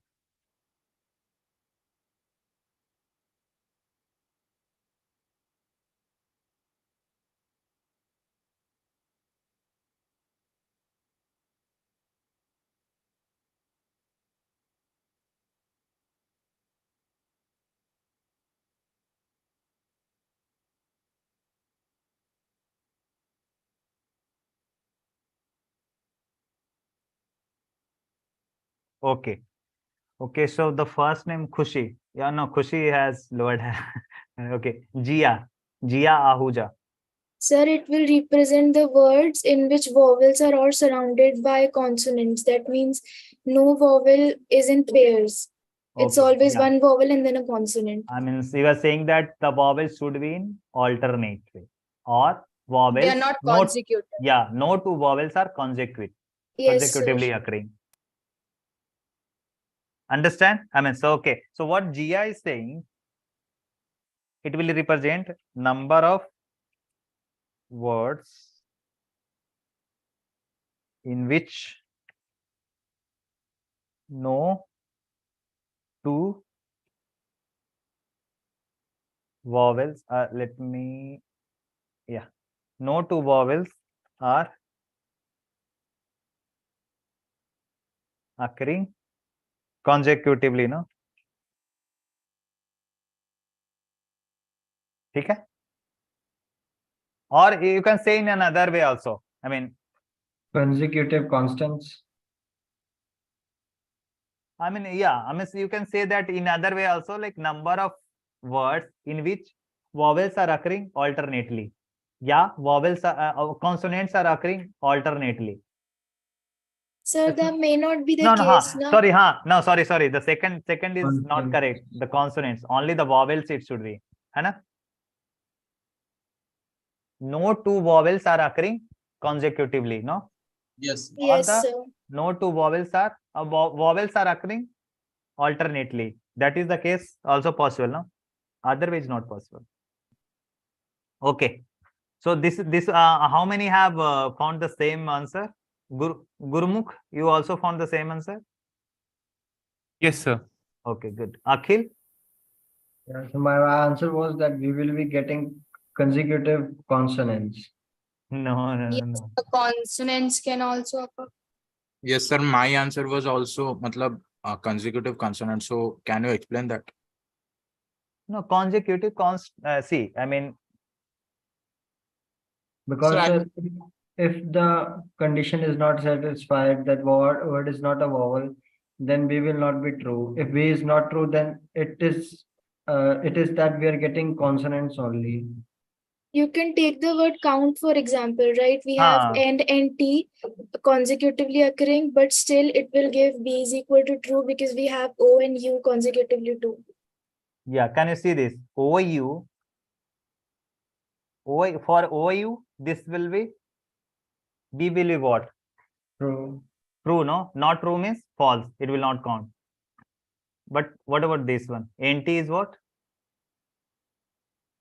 Consonants. B will be false for this. Yeah, means two consonants are occurring together, no? Yes, sir, I was also saying this only. So for that case, I'm telling, means in this case, the vowels are occurring consecutively, but we are not considering that one, no? See, for this, this is okay. But what do you think that this one, when this should be not considered, no? But for you, but what you are saying, according to your sentence, this is okay. But what about this one? No? Jia? Yes, sir. Yeah. Understood, Akhil? Sir, I can't understand that what you are saying. See, you are saying that consonants are occurring consecutively. Yeah, sir. But in this case, consonants are occurring consecutively, no? Yeah, sir. So this should be counted.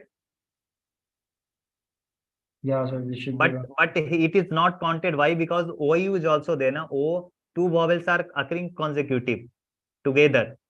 For this case, B will be true, no? Okay. And B will be true. So not true means Can what? we say? Not true means false. Hana? Okay. Yes, sir. So can we say a word that has only one vowel and all the consonants in it? One vowels? No. Alternates can be there, na? Like EY, sorry, EYE, sorry, EYE will be counted for this case. So basically, there cannot have two vowels consecutive. Yes, two vowels cannot have consecutive. At least. I mean, no, two vowels. Obviously, two is we were saying that all are occurring. So, correct. Yeah, two vowels are not occurring together or consecutively. Okay. Yes, sir. Yeah, this is the correct. Try to play with this one. No? This is very good question. Like that, you try to do. There are more questions. Okay. I think now I will release some questions. I mean, set of questions. And next week will be revision or something. Let me also fix the revision sessions for. Sir, so here, what is the final answer? The question number 7. Yeah. So the question number 7, the answer was simple. No, the not two vowels. I mean, so number of vowels with at least one pair of vowels occurring consecutively. At least one pair. That is what I'm saying. At least. If it is more than also like E is there also, still it will be counted. Right? Yes, sir. But for this case, I was trying to say, if not B, then number of words in which no two vowels are occurring consecutive. Okay? Yes. Sir, can we discuss the third question in this assignment? Yeah, why not? Yeah. Yeah, third one I have discussed, I think, but still, let us see. It will be for. See, thing is that in this, the following pseudocode is executed using the library dataset. At the end of execution, N captures the name of a book which has maximum number of pages and is written in a language other than English. Okay. A captures the number of pages in the book. Okay. And N captures the number of that book. Okay. So this is the same way, like if it is not an English written book, and obviously it should greater than A, then A will store. So A will store the maximum number of pages and N will store the book which have maximum number of page. Agree, everyone? Till here? Yes, sir. Now thing is that if the rows of the table are shuffled in any random order, choose the correct option. So if you change the order of the book, so I'm saying that, let us say there are two books. Okay? Let us say book A and book B, or book X and Y. Chalo, X and Y. Okay? So book X was initially in pile 1 was on the top. Okay? Book X was and top in the means above the book Y. So what I'm saying that you have piles of books in which some books are there, then you have X, then you have Y. Now you are iterating the and then you have some books here. And what I'm saying that these two books have maximum number of pages. Let us say it has 500 is the maximum. And these are the maximum. Okay. Okay. 500. Okay. So there are two books which has maximum number of pages. Everybody understand what I'm trying to say here? Yes, sir. Okay, now you are iterating the card, and what do you think that A and N will store? When I have not shuffled them, for the beginning case, I mean, I have not shuffled the card now. What A will represent here? A will be what? 500. And X will be? N will be? Why? It will be the name of that book which has 500 pages. So it will be X dot name, sorry, X dot name or Y dot name. Tell me. It will be Y dot name. Everybody agree on this? Yes, sir. But I'm Yes, not sir. agree. But I disagree. Okay, Sir, I but- get it. sir, I get but it if because it's not only- equal to. Sorry? Because X see, dot pages is not equal to yeah, A, it is that's checking why. that 500. Let us say till here you have come here now. So still you have A is 500 and N is X dot name.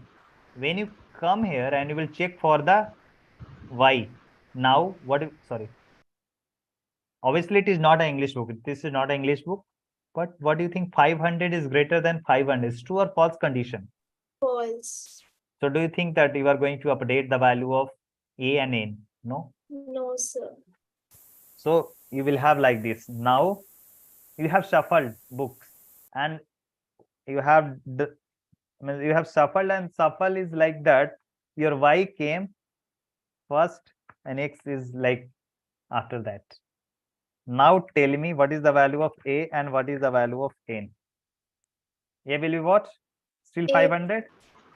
Yes, And what about Y? Y dot name. Dot name. So now check the options. There will be no change in N. So false. There might be change in A. True. There will be no change in A. Option B and C. Correct. There might be change in A. Option D is incorrect. So what are the correct options? B and C. Agree? What do you think? Everybody agree on this, no? I mean, Yes, sir. Sir, but A is changing, right? Because if we have before number, I mean, the we have value of A, 490. there will be changing A. See that what is the value of A you have?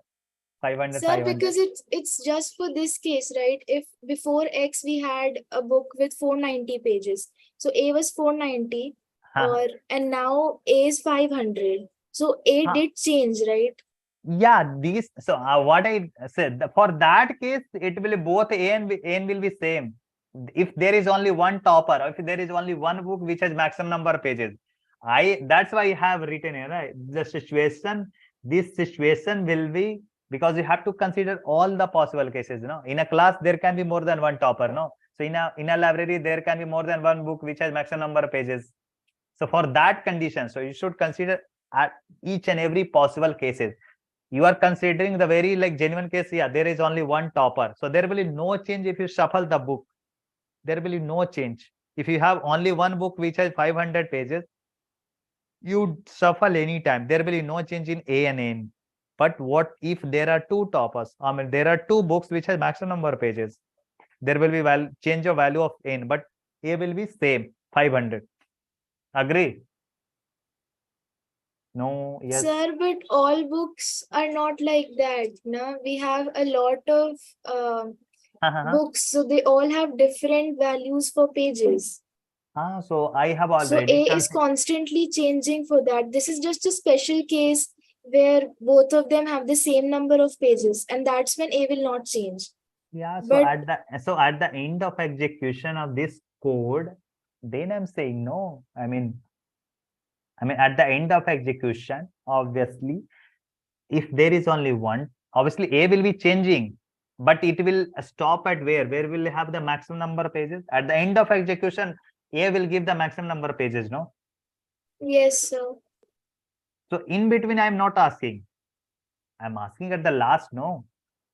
And the end of Okay, sir. execution. Okay, sir, I got it. Thank you. Yeah. Understood, everyone? What if now everybody is Sir, understood could you this? explain this again, sir?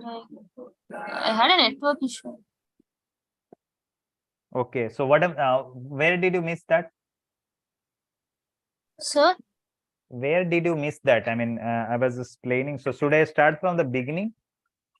not beginning, sir. The question, I understood the code.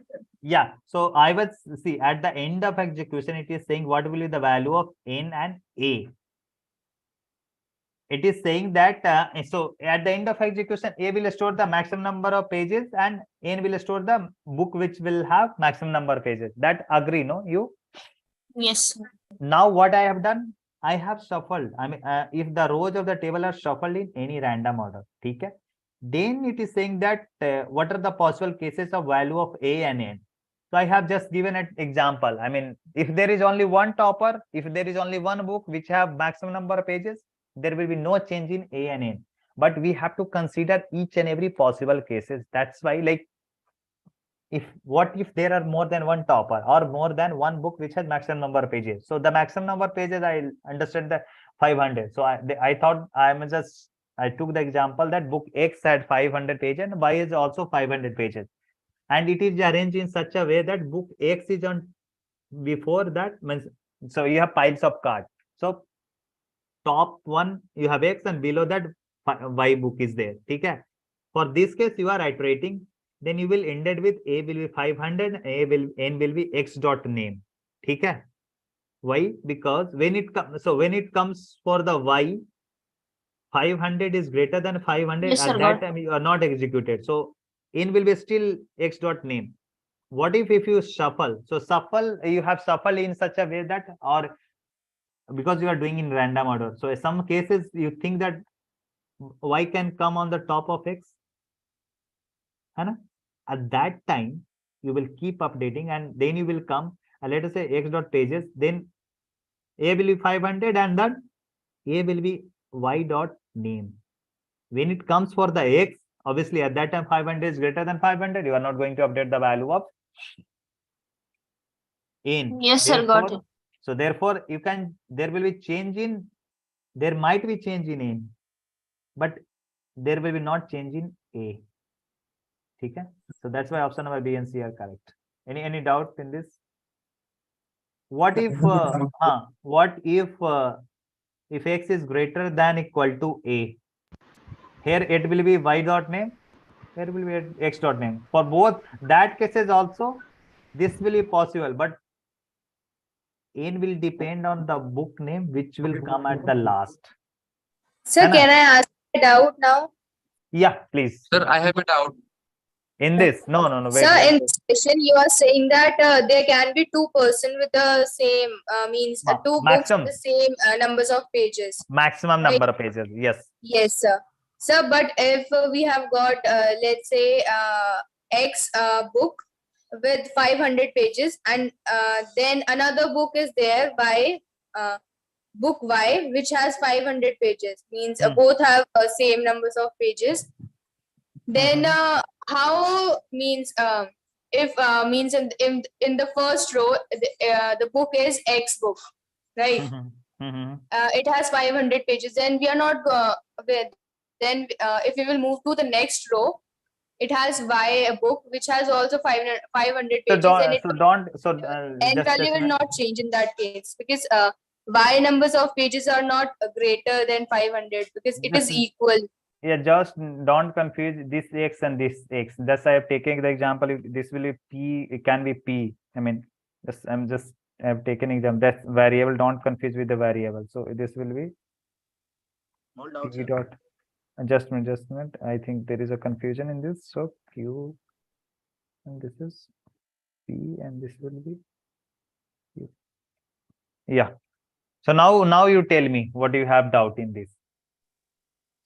Sir, I have a doubt in that if means next book, which is in the below row, next row means it has also the same numbers of pages.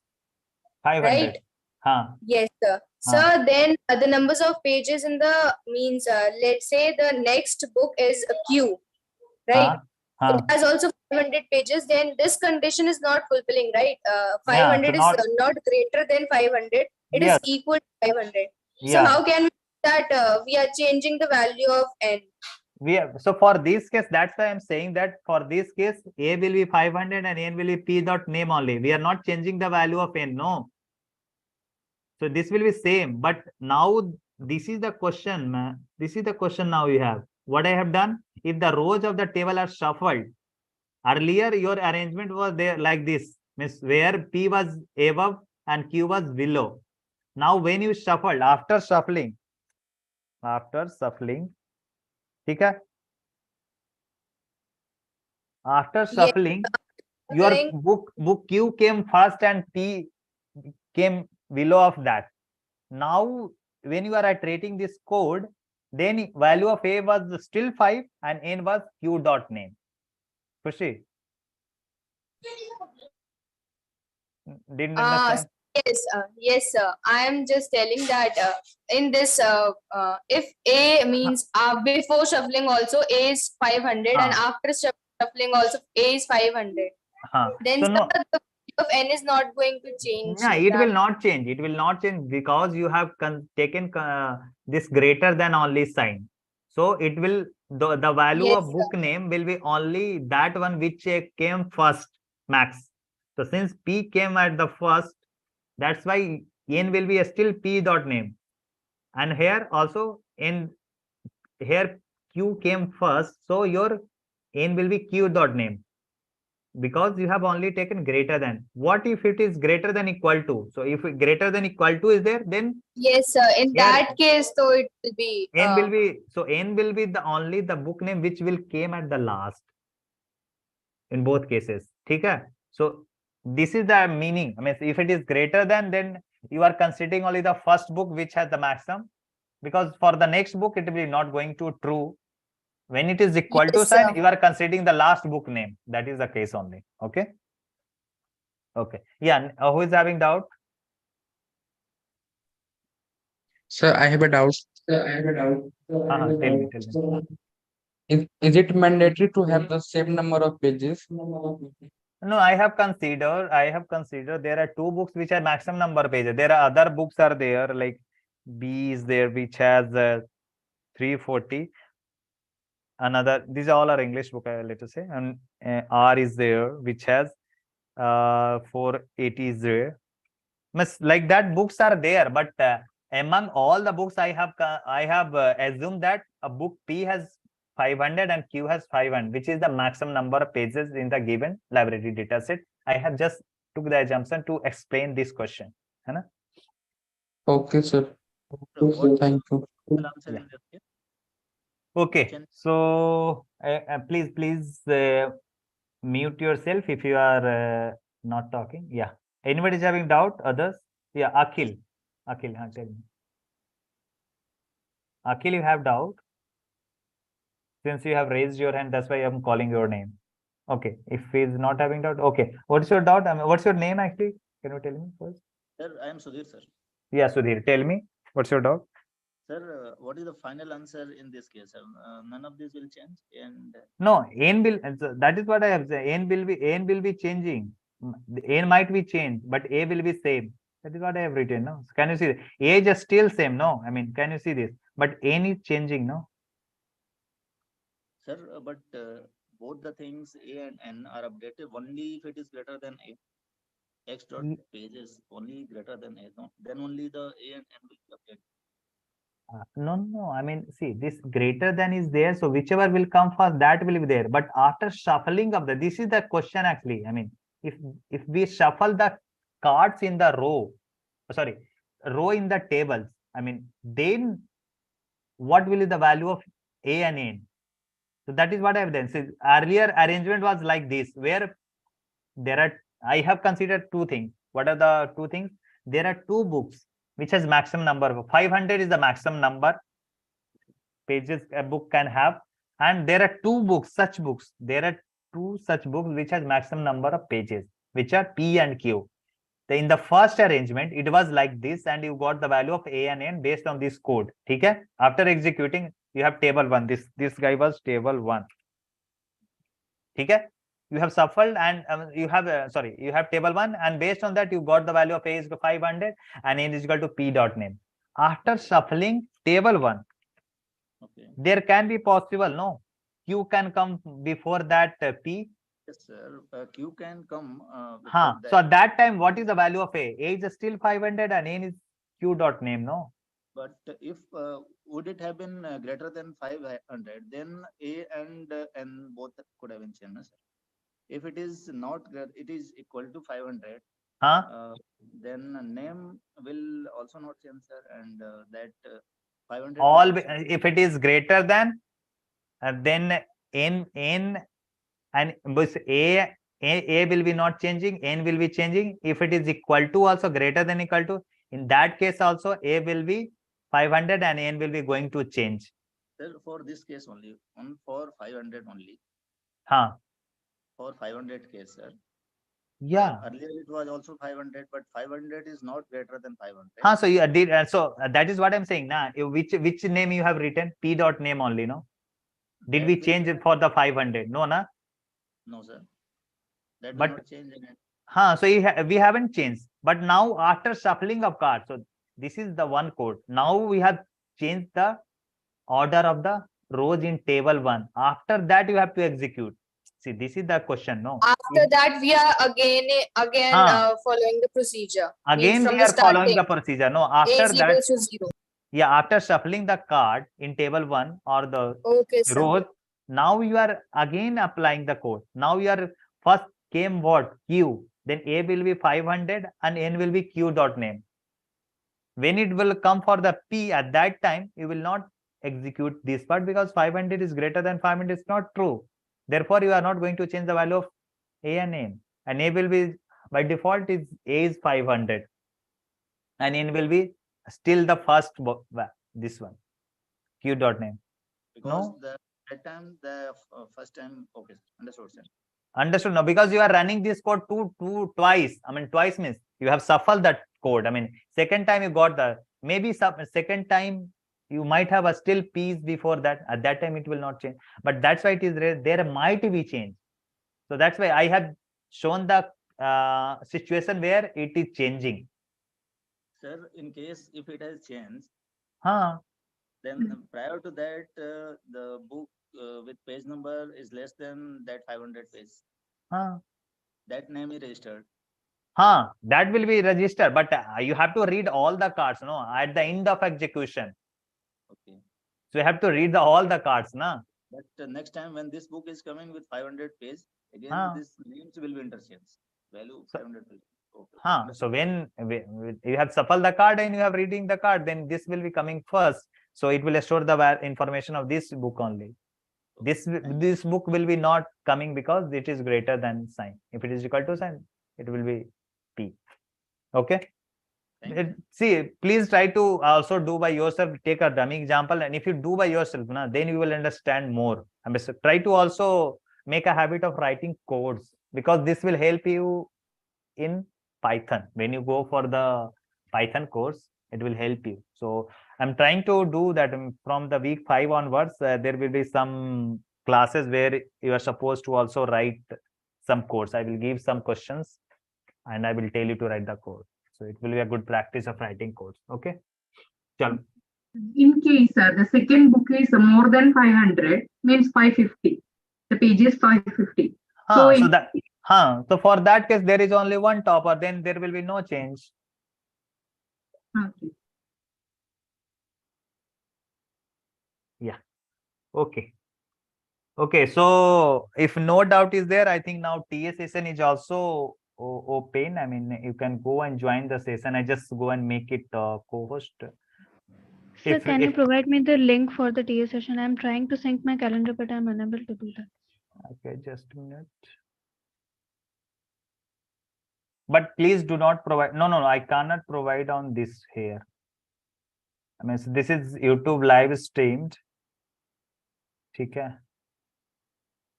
I mean, someone can share with her. I mean, on the chat. In the chat. Yeah. Someone is having. Hello. Yes, sir. I will. Yeah, please share with her in the chat. Then. Okay. So thanks. I mean, please do prepare well for week 4 and week 3. These are the important concepts, and the most of the questions will come from here. And all questions will be pseudocodes only. So try to focus mostly on pseudocode. And also please watch the lectures. I mean, at least before coming to session. If you have at least one time understanding also, no, you will understand better here if I explain any question. So please try to watch at least one time. Okay. Sir, can you please give us the PYQ of the qualified exam? Previous question. Yes, sir. Yeah. So I will share that one.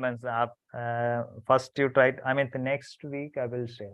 First you try to watch all lectures. I think next week we'll share some questions. Not previous year question, but I have set up questions. Some questions.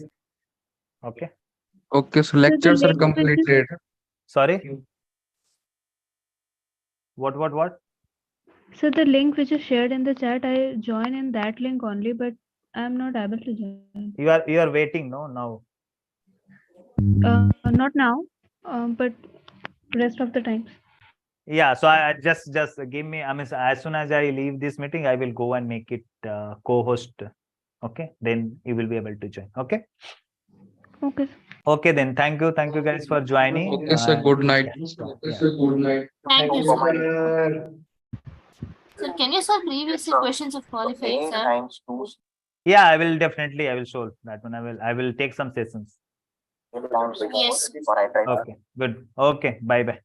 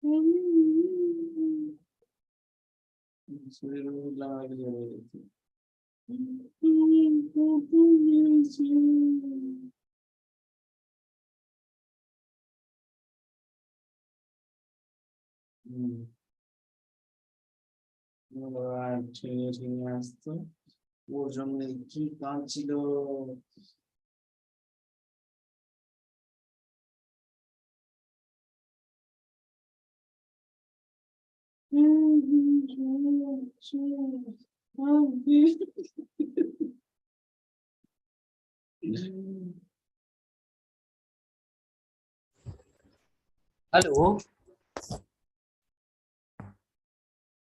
Hello, ma'am. Hello.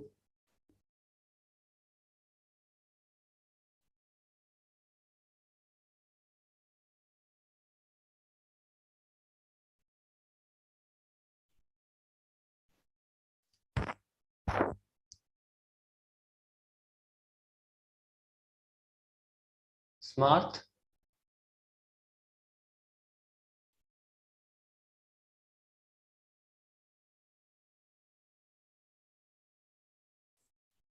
Ritvik. Anyone can hear me?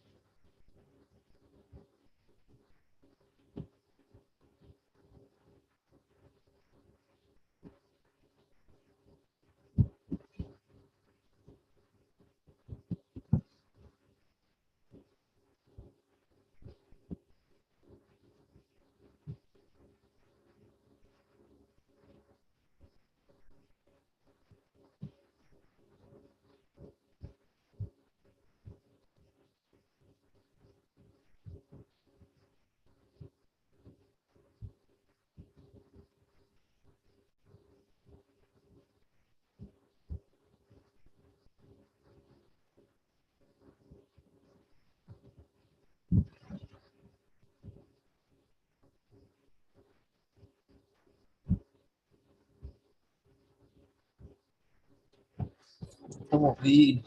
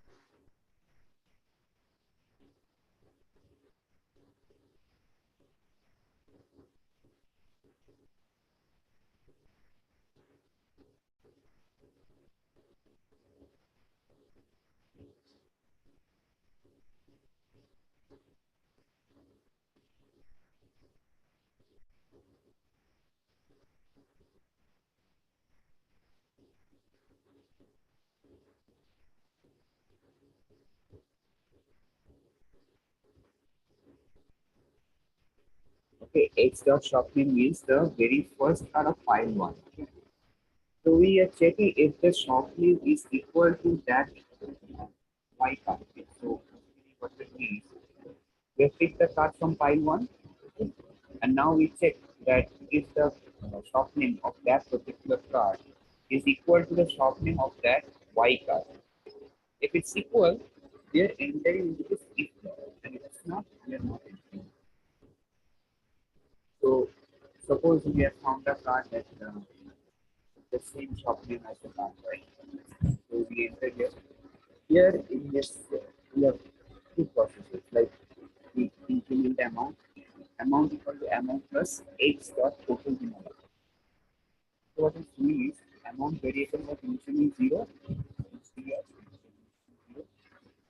So amount is on adding the total bill amount of all the cards which have the same shop name as Y card.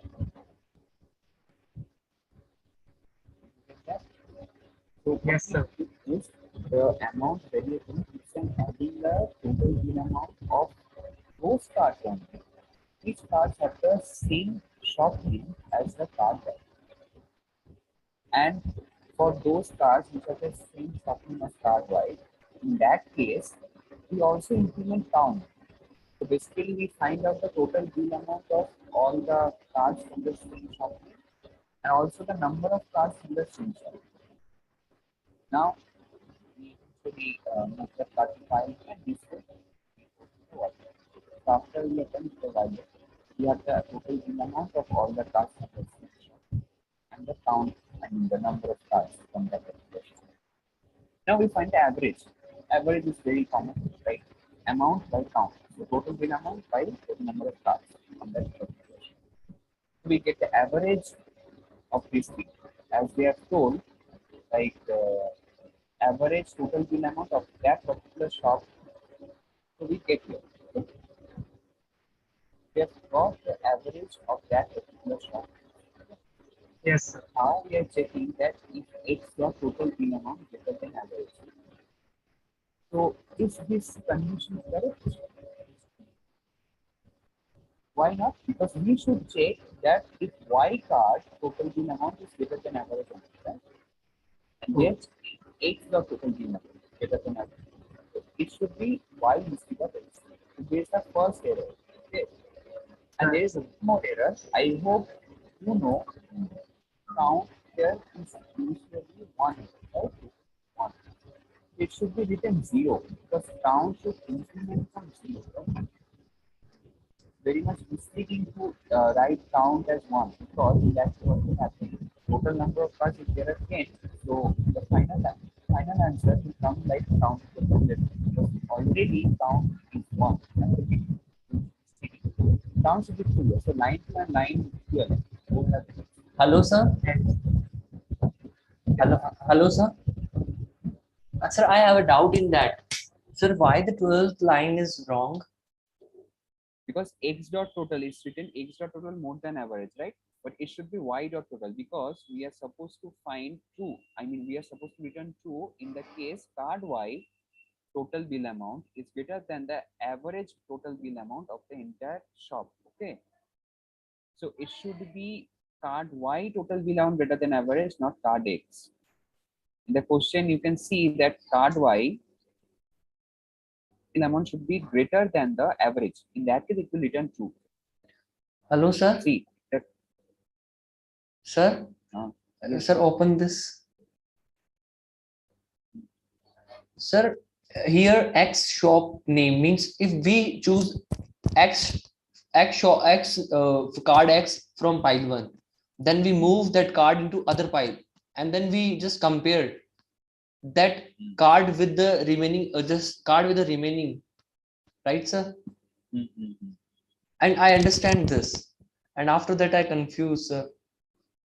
Means in which line you are confused? Sir, I confused. I understand this X dot shop is equal to Y dot shop name, that we are comparing with each other and we are averaging. Then after I not understand. Average I also understand, then after me I don't understand. Okay, so up to line 11, is it clear? Yes, sir. Oh, very simple then. Listen. See, it returns true. I hope you can see this blue mark, right? Returns true. Yes, if sir. The total bill amount of card Y, okay, so the card Y total bill amount is greater than the average total bill amount of that particular shop, right? Yes, sir. So we should compare the card Y total bill amount should be greater than the average. Oh, yes, sir. Understand. And understand. if written card X, that's wrong. Wrong. Yes, sir. Understand. Thank you. Okay. So let's say तुम्हारा doubt था क्या तुम्हें clear हुआ? हाँ sir. Thank you, Sarah Santiago. I have a question from practice assignment week 4, question number 9.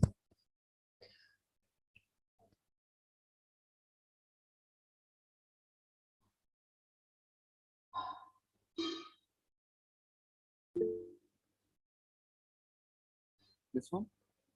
Yes.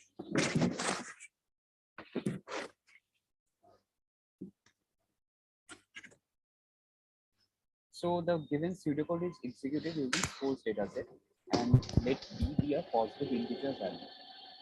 B is a variable and let it be a positive integer value. It can be any value, just a random value. What does it mean? No, just any random positive value can be any value. That's not our loop. So what does the procedure do something confusing? So procedure do something is taking B as a parameter, and as you know, B is any positive value. So we have taken two variables, C equals to 0 and B equals to 100. Then we initiate the while loop. So the while loop starts from here and it ends here. Yeah. Here it's ending here. So here what we are doing is we read the very first card from table 1 and the first one. So we check if the X dot chemistry, so the chemistry marks of that card is greater than C. Obviously it should be greater than C because C is initially 0. C is initially 0 here, so it will be greater than C. So C gets updated. So what basically C is doing, it's kind of finding the max chemistry mark. And if the chemistry marks is less than D, so D gets updated. So it's like finding the minimum. So D is storing something like minimum chemistry marks of the entire class, and C is storing the maximum chemistry marks of the entire class. Alright.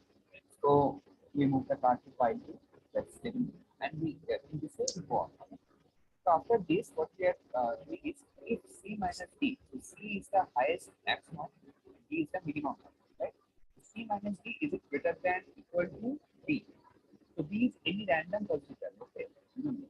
So if it's greater than equal to D, so it can be D or it can be more than, not less than. Okay. So in both these cases, what we return? We return false.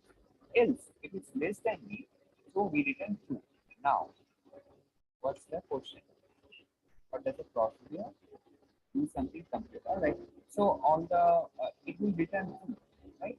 If the difference is negative, and it will return false if the difference is positive.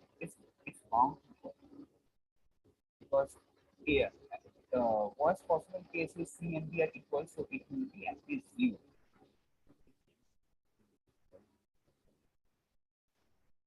So if it's greater than D, if the difference of highest and lowest chemistry marks is greater than equal to D, it's going to return false or it will return true.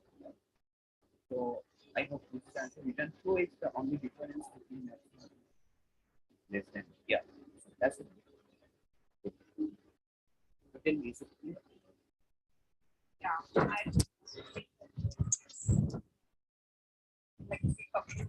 Hello, sir.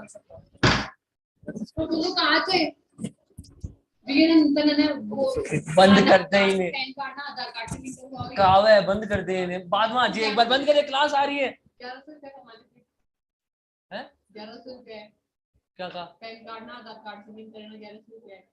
कौन कर रही है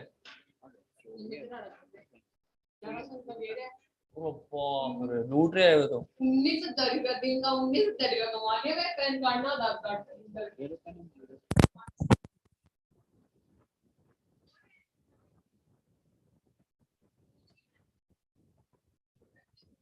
जोड़िया जोड़िया तीन ने गुलाब जोड़िया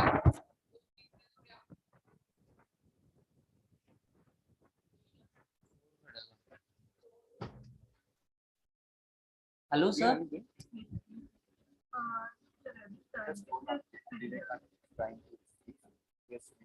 Sir, sir, in the previous question, sir, I have a little bit doubt.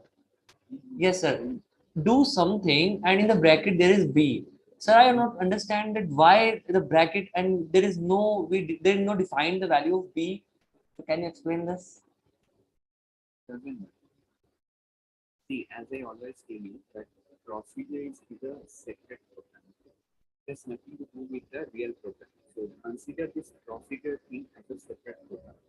And this thing is taking this B as an integer. So B can be any random value that's positive. We don't have to look after that, right? We should just make this that thing, compute it, and find out what this thing is doing. Actual number of this process.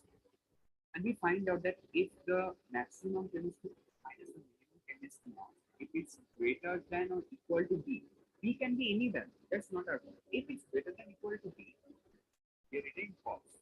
And in what case we are returning true? If it's strictly less than B. So that's the answer. Return true if and only if. If and only if means strictly the difference between the maximum and minimum chemistry is less than. That's the thing. So the B value is not important here, right? It can be any random. Okay, sir. Is it clear? Yes, sir. Yeah. Yes.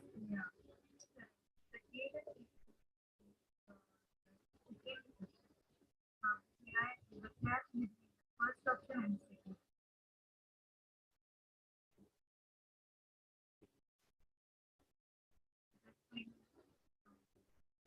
Wrong. Actually, the options given there is wrong. The option C should be correct, but here something like 2007 is written. It should be 2008 or something like that. See, option D. Sorry, option B should be correct, but here up to 2008 it should be written. Something like that. But this 2008 also included. No, 2005, 6, 7, and 8. Sir, why A is not correct? Yes, sir, A is also correct. See, either before 2005 means less than 2005, right? Yes, sir. After. Yes, sir. Sorry. Either after 2005 means what? Greater than 2005. Yes, sir. 2006, 7, and before 2008 means what? Before 2008. So less than 2008. So greater than 2005, less than 2008. That means what? 2006 and 7. And also, sir, there is an or statement rather than and.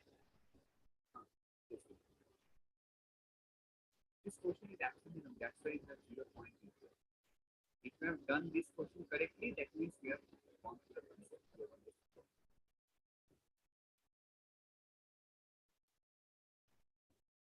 It means the first option is correct.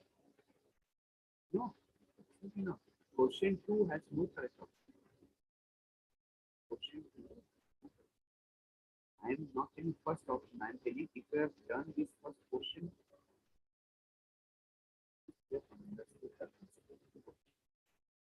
Okay, sir.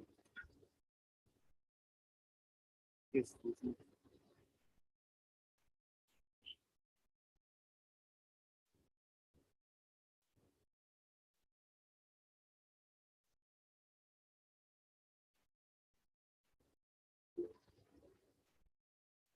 yes, Vivekant, tell me.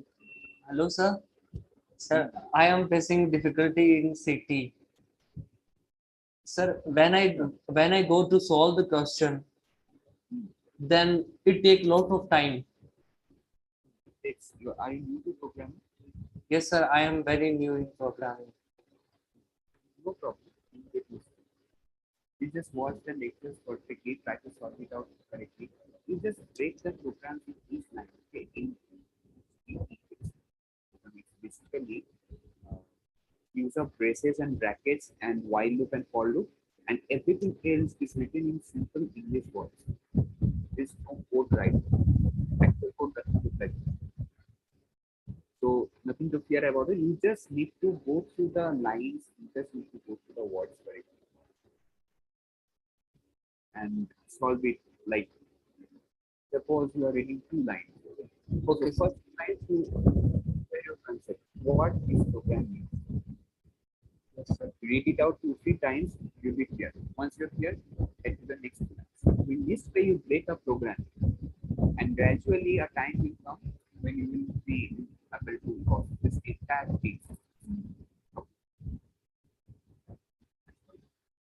Okay, sir.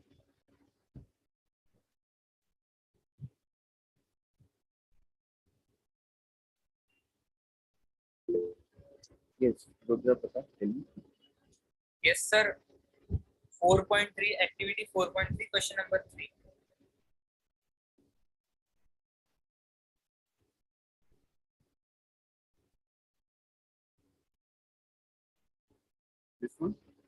Yes, sir.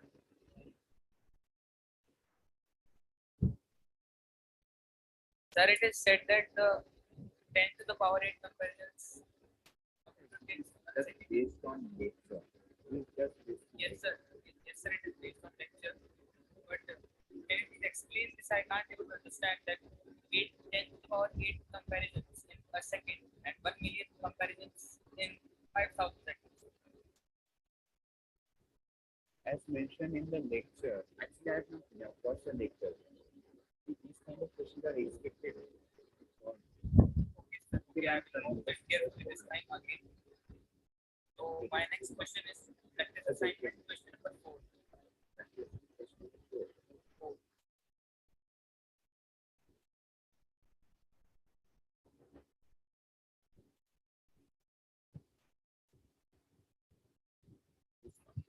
Yes, sir. In the question it is written that the frac variable is storing the ratio between bread and milk, the number of customers who purchase milk. But sir, in the pseudo code, it is something different. It is the ratio between the p count divided by the n count.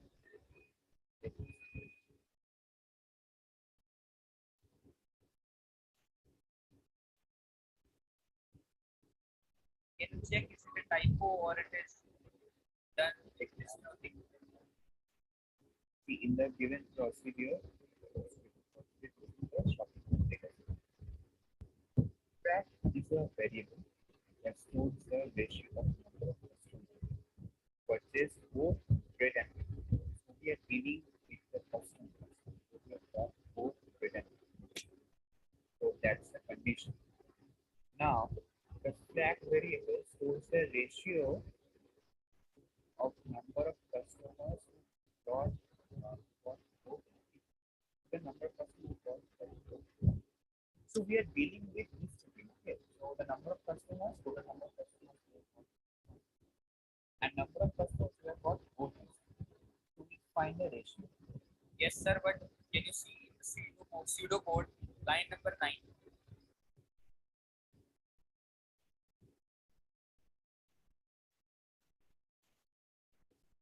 Check please, sir, line number 9.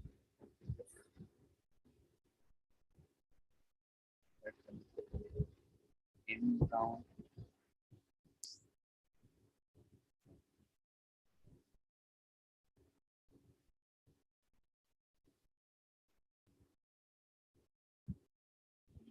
By n count.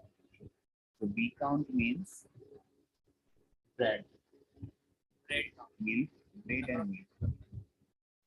And milk count means.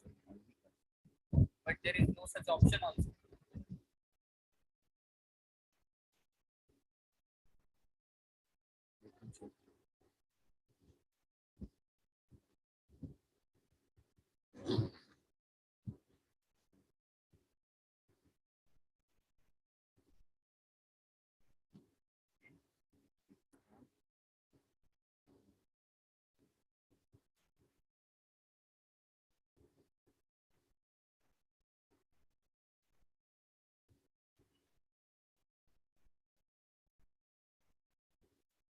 Yes, there is an option.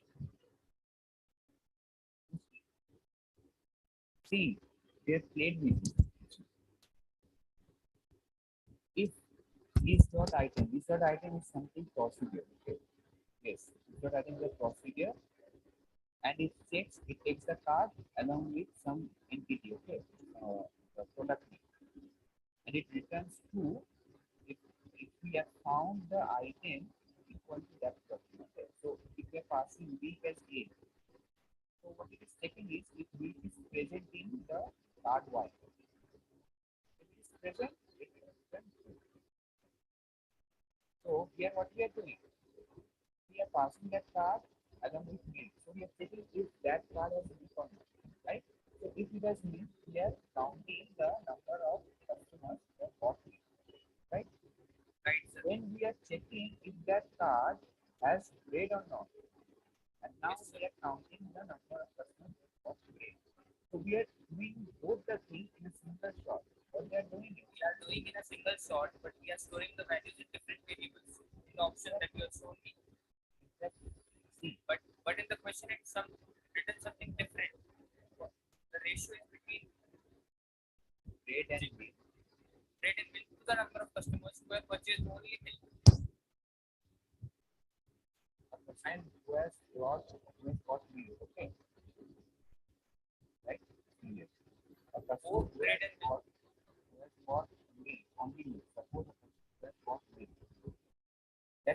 in a bigger category. Okay. And now if he has got grade along with me, yes, sir, then it comes into this category. This category is what? B count. Okay. This category should, yes, he should buy milk. Milk, he should buy milk in both the cases, right? C count is number of customers who have purchased both bread and milk. Exactly. And C count is only milk. That is why they see here this option. What they say, if it's milk, only milk, so we count M count. Okay, with this M count. And now we are checking that if that customer who has bought a milk, has he bought bread also along with milk? That case it's a nested condition. Yeah. Okay, sir. They're confusing. So we should not always think that B count is equal to bread count. The variable names are different. Do not think anything. Okay.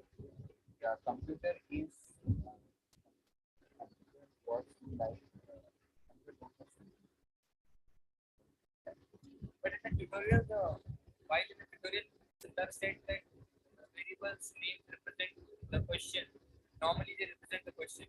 Let me tell you a story. I was so naughty in school that I used to write my name as a teacher couldn't even touch us.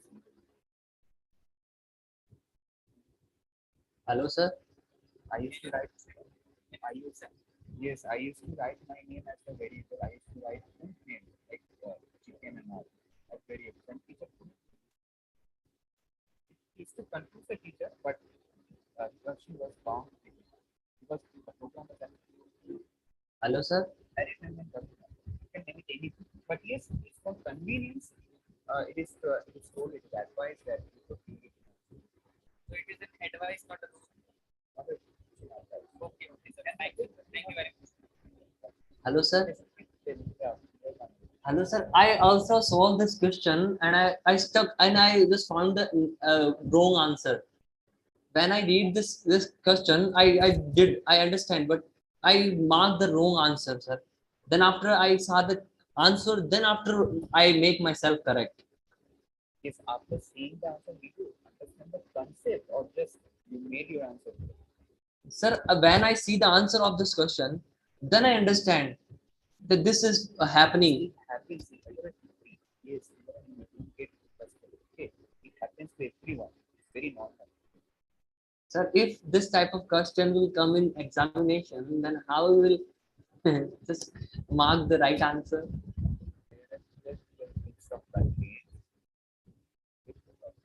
Okay. And sir, I have a doubt in related assignment. Don't think like you can't do it. Okay. Start thinking like that, then that won't work. So you need to think that I am yet to understand. I am yet to do this project. So I'm in the process. It will be done. Okay. First, you need to be confident on yourself. Secondly, it's not hard. And it's very easy. So you just need to go through these lines. You need to understand it. You need to think in a logical way that why it's written over there on what's the perfect thing to work. You need to go through each option and think if I write this option, would the program work? What wrong would be? What wrong the answer can come, or would it be the correct answer? Like you need to find the answer based on the option. First, pick the option one and check if this option is giving you the correct answer or not. And then you will eventually find out no, it's not correct. So it's wrong. So in this way, by hit and trial elimination method, you come to the exact right answer. This for the beginning days only. As you go along, you get hold of this, and you don't need to look at the options also. You will be able to do this just by looking at the program. You get IQ. Yes, sir. But that requires practice. Sir, I have a doubt in graded assignment 3, question number 10. So, why option 1 is not correct? Since bracket is Option 1 is not correct. Why is this x dot yes? Yes, only difference is bracket, but bracket plays a huge role. See, what is happening is we are counting all the mid participants. Okay? But here we are counting only the bread. It can happen, no? A person who has bought bread, not bought a milk. Not bought a milk packet. It can happen. So it's misleading. This part should be within this bracket. So that yes. Or else you can do one more thing. Or else you could have done like you could have checked that if it's excited, it's storing bread and meat. I mean, you need to pass 3 parameters in that case. And for that, you need to write a one more procedure. So this procedure is taking only 2 parameters. So that's a lengthy process. So it's better to write a mistake. Just by changing a place of bracket, what can be done? Hello, sir. Sir, can we say that if we want to buy the bread, then along with the bread, the milk automatically come, right, sir? Exactly. That's why this is correct. And above is not correct because the milk is not the tag that person, and after that the bread tag, and it means that that person not take the milk, right, sir? Exactly, perfect. This answer is absolutely perfect. That's okay. Graded assignment question number 10. Are you opening, sir? So first Yes, sir. Sir, my question was, we have been provided with the revision PDFs of week 1, but we will be provided by week 4 also. I hope so. I'm not sure about that. I hope so. Provided. Yes, I hope so. It will be. Or if it is not,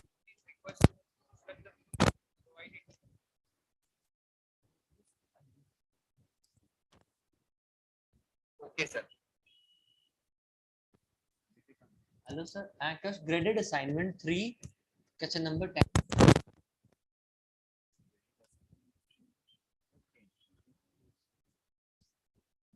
Sir, graded assignment.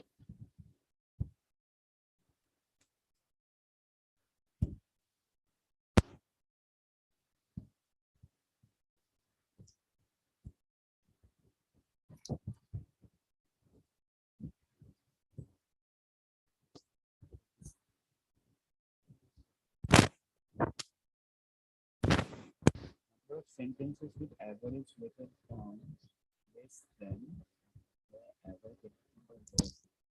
So this is the correct. Sir, I found fourth option correct.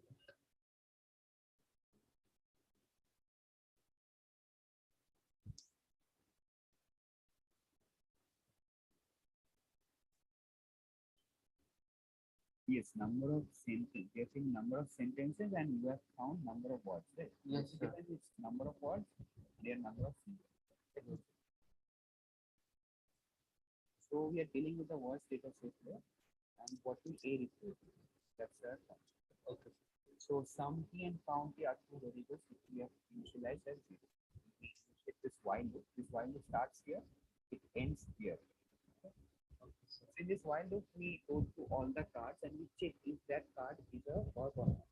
If it's a verb, we implement count P variable. Okay, sir. And if it's not a verb, we won't implement. So if it's a verb, then only we implement count P variable. Okay, and for some P, it's 0 point. Yes, exactly. It's wrong. Because like if we are trying to find the average here, P, we are trying to find the average, right? Yes, some P by count. You get that? What, sir?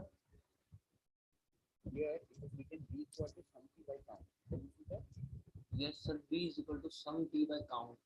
That is summing of average, right? Sum by count. That's average, right? Sir, I not get about that.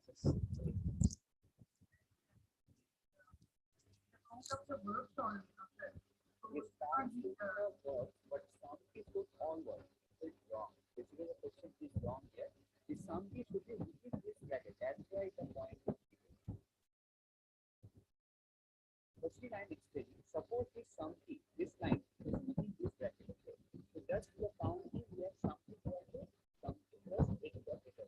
Yes. So it is a verb. We are using the counting variable, and we are also adding up the letter count of the verb. So sum is the total letter count of all the verbs, and count is the total number of verbs. Now we find the average equals to sum by count. But what it is doing is it is finding the average length of a verb. So total length, total letter count divided by total number of verbs. That's average length of each verb. Okay. Right? Hello, sir. Sir, it is not wrong, sir. If there is verb, then we go for the count. Sir, if there is no verb, then why we just count and why we add some? Am I right or wrong, sir? Expression sum is counting every word. It's not counting only word. That is why it is expression sum is counting every word. That's the word. So we will this on the verb and restrict it. Okay, fine. Okay. Yes, that should be within this.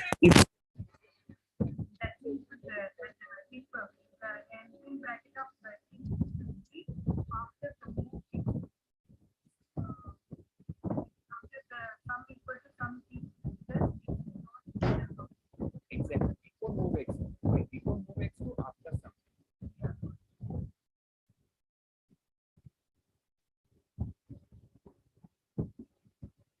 Now here sum is here in another variable count is another count is a all equal to 0. Again we initiate a while in the table 2. So remember we have already moved all the parts to table 2, so we will do the table 2. So now in the table 2 we read the very first card and we count. So for every card we take out from table 2, we will count this and we add up the letter counters for every card. Okay? There is no restriction like this verb, noun, or anything. There is no restriction. So just take a card, then we count, we add the letter count of that word. Okay, sir. Now if the word ends with a full stop, what we are doing is we are finding the average. C equals to sum is by count. So if the word is ending with a full stop, we are completed the sentence. So when we come to the end of the sentence, we are entering this flip flop, and within this flip flop, we are finding the average and stored in the variable C. Variable C equals to sum is divided by count. That is the average length of all the words, not the verbs. Okay, here all the words are taken. So average length of all the words, but of that sentence only, not the entire text. Because as we are dealing with this full stop, so it is restricted to a sentence only. So for each sentence, the average letter count of each word, that is what stored in the variable C. And now we are checking if that variable C is less than or not. The average letter count of verbs. C is storing the average letter count of a Sentence. Okay. Yes, sir. Now, if it's less than E, implement variable A. Yes, sir. So A gets implemented for all the cases where the average letter count of all the words in a particular sentence is less than the average letter count of all the verbs of the entire data set. Remember, for the verbs, it is regarding the entire data set, and for the average letter count of the words, any word, that is restricted to a particular sentence. Then we eventually reinitialize sum is and count is to 0 so that it can count for a new sentence. Okay, so value gets replaced for each sentence. Yes, sir. Yes. That's why this is the correct answer. Number of sentences. Yes, number of sentences. As I told you, we're dealing with the sentences, right? Full stop means we're dealing with the sentence. So the number of sentences with average letter count less than average letter count of verbs in the data set.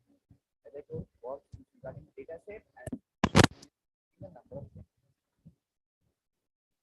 C less than B we are referring to. That is why B is the correct answer. Sir, Hello, yes, sir. sir. You said that there is a problem in the question. The curly brace should be after the some T value. Sir, the indentation is also plays a great part in this thing. So we have the indentations, sir, the spacing Hello, sir. doesn't matter. We have to take care of curly braces only. Exactly. You can write this entire program in a single line without giving any dependency enter. Sir. Sir, I was confused because I have learned a little Python in school and there are no curly braces in that. There is only indentation. Hello. So we have to take care of curly braces. Don't mix up any coding language here, okay? Because it is just building up thinking, logical thinking. Hello. So when you will deal with Python, apply that. Hello, sir. So we have to only take care of. Hello, sir. Yes. And sir, they have also released week 5 content. So what we have to do with that? You need to study that. Week 5 also. That won't come in the exam, but still you need to study that, or else you miss that deadline of the data. But sir, I am in 12th standard and I will start the whole course again after my 12th. Oh, then you will not study. Hello, sir. Sir, here we are counting the sentence. Then why we are not incrementing the sentence count if this and if there is a full stop? Then we have to count that sentence, but we are not counting the sentence. Are you getting my point, sir? In a sentence, we are checking, we are not counting the sentence exactly, and we don't require that also, because in a sentence, we encounter most of that things are done in the sentence. So there, what we are supposed to find is all the words of in that sentence. So are all the words in that sentence, and in the average letter count of all the words of that sentence, is it less than that B, or is it greater than? We are dealing with the words of that sentence, not the sentence as a whole. Okay. But sir, in question, there is a number of sentence. Exactly, that is the number of sentences with average letter count. This also you need to read. Average letter count means what? Average of all the letters. ऐसा कितने sentences हैं जहाँ पे words का average letter count is less than the average letter count of words. ऐसे कितने sentences हैं? So sir, we are not counting the sentences, sir. Exactly, yes, that is what we do. As we encounter a full stop, that is what we have encountered a sentence, right? Oh. We have counted one sentence, and then we are checking that is the average C is less than B or not. In that case, B gets A. Variable A gets.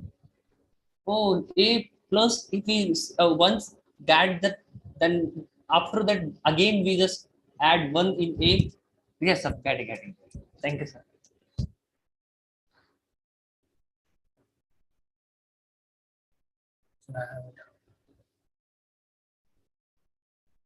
So I have a doubt in week 3, activity 8, question 5.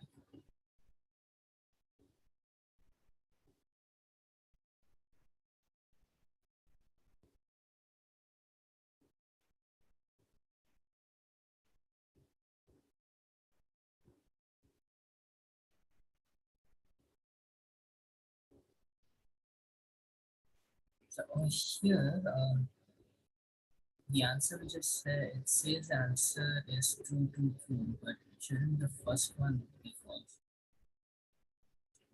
False, no. The first one should be false, right? Because we cannot have a topper with 0 marks. In the lectures, they have put that subject topper is a procedure which takes the card itself, that is the scorecard of a particular student as a first parameter, and that 000, that is the maximum marks anyone has scored in each subject. Now we are passing 0 means what? A student, I mean, passing 0 in all the parameters, that means the maximum marks scored in that subject is 0. The entire class, we have found that 0 is the maximum marks scored in physics, chemistry, and math. That is why there is 0 into 0 as the parameter. Now, this can't be the true case actually. No student, I mean, it can't be that the maximum marks in all the subjects or in any subject in the entire class is 0. Can't be, right? Yeah. It should be greater than 0. और चलो मान लो अगर इस 0 भी है, मतलब suppose there is a case where the maximum mark is truly 0. Okay. In an entire class, the maximum marks of a subject is truly 0. Suppose this is the case. Okay. In that case also what will happen? The card X must have scored 0 only, because no card can score less than 0, right? So what is happening? It is getting a prize. Right? Okay, fine. I see. That's the most possible value. Yes, yes, exactly. So it should get a price in at least one of the subjects.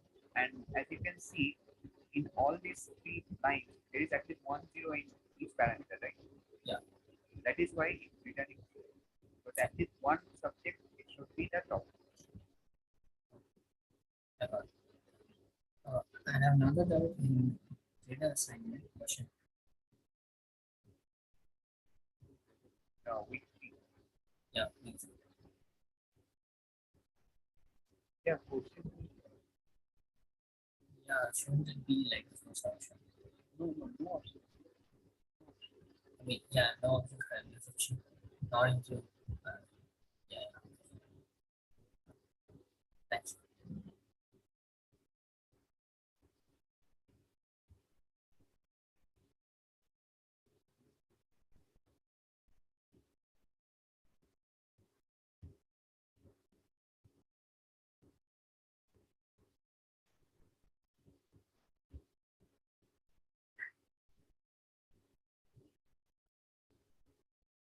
Hello, sir. Yeah, hi. Sir, I have a doubt in practice assignment 3, question number 10, week 3. Okay.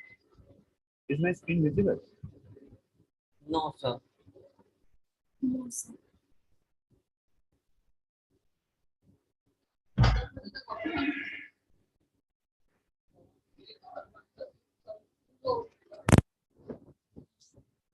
Hopefully it's visible.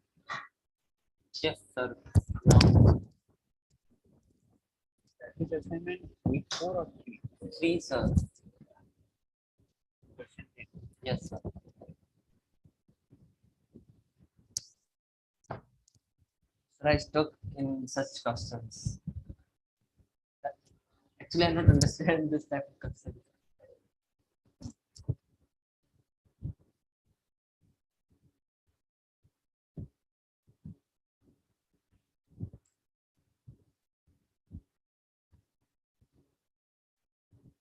What you couldn't understand? Total program or some part? Sir, sir, I stuck in. Sir, I just scroll down. Third, second, just second T is assigning in third T, first T, signing in, and I confused in it, sir. I just not understanding lecture also.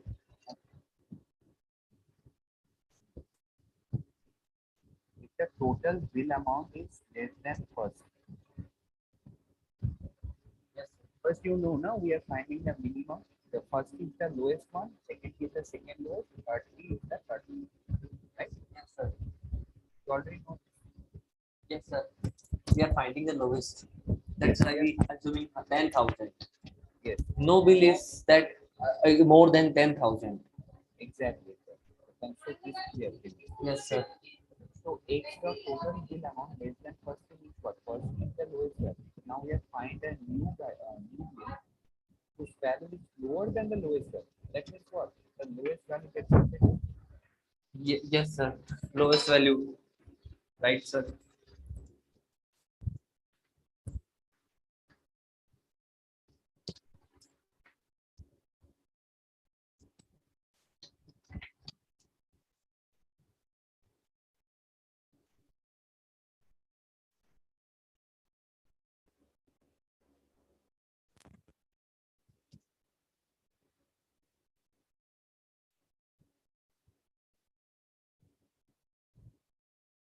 first fee, remember we have 10,000 here, okay, as initial value on this page. Okay, sir. Initially it's 10,000. Now we have found a card of value like 7,500. So first fee was 10,000 and then new card value 7,500. Updated. 7,500 is less than first fee. Right, sir. Now what we are doing is we are assigning third key variable the value of second key. So the third key now holds the value of second key. And what is the second key value? 10,000. So it basically holds 10,000.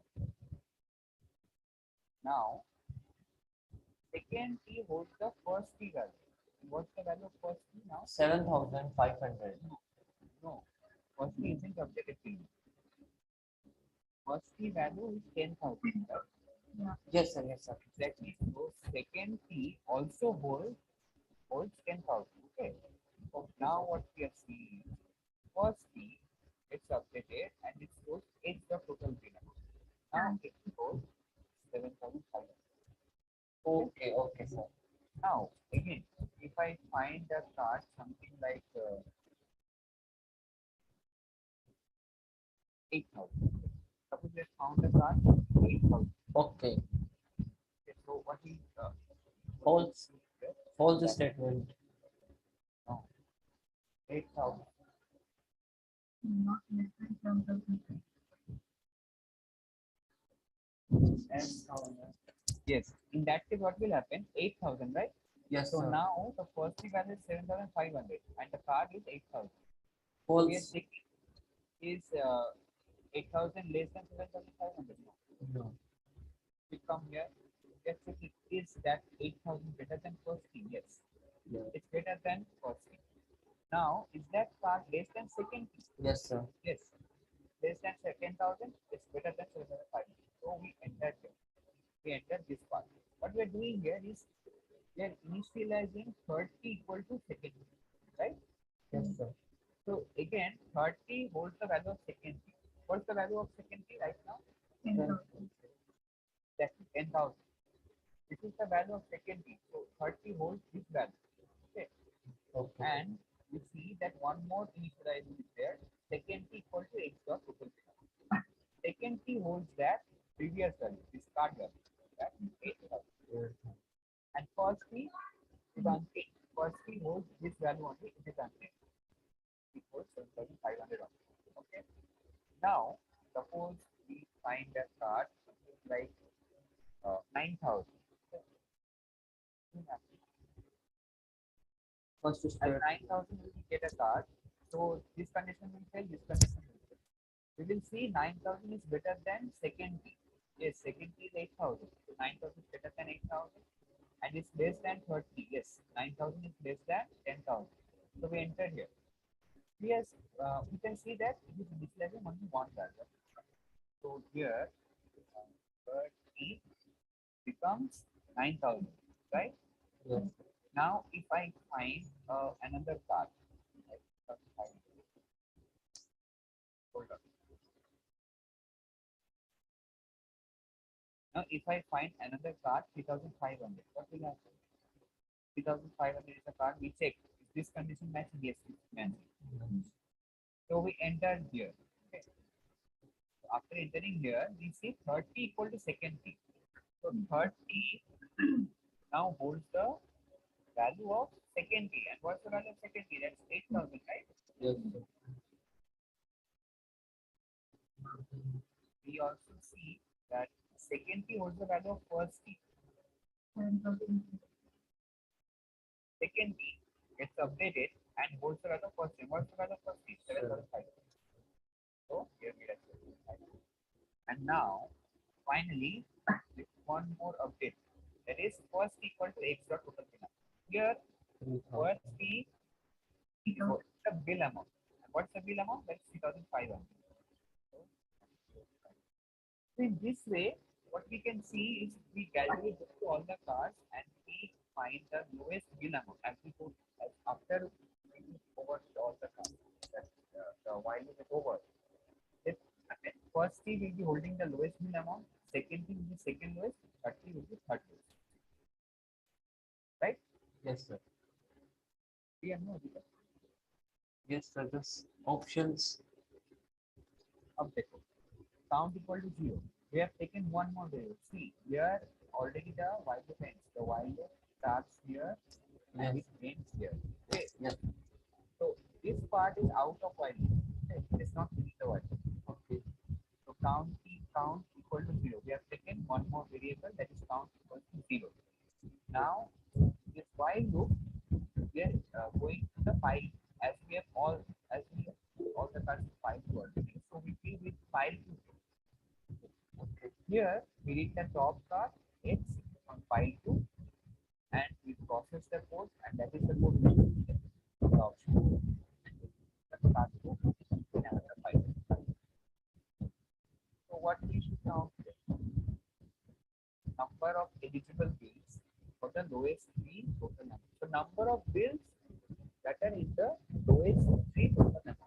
Okay. See, normally there are only 3 bills. Like other if the 1 bill is 500 and this is 500. So normally there should be 3 bills only, the lowest 3 bill amount. But it can happen, like we get 2 bills of 2,500, 1 bill of 7,500, another 2 bills of 8,000. In that case, how many cards will be there? 2 plus 2 plus 1. That is what? 5 cards. 5 cards. So 5 cards, that will be the number of equal cards from the lowest bill amount, right? So it will be 5 in that case. Number of equal cards from the lowest bill amount will be 5 in that case. That is why it is written in this way. So not don't take it for granted that C will be answered. C will be the answer. So why we are doing all this stuff? So to avoid that, I mean, there can be cards, right? Same amount, same amount. To avoid that thing. That is why we are running this while loop. So in this while loop, we should check if the total bill amount of the card less than equal to 30, right? 30 is the greatest one. So 30 अगर हो तो उसका value 30 equal to 30 हो तो उसका value lowest की value में से आता है, राइट? लोएस्ट की वैल्यू क्या है?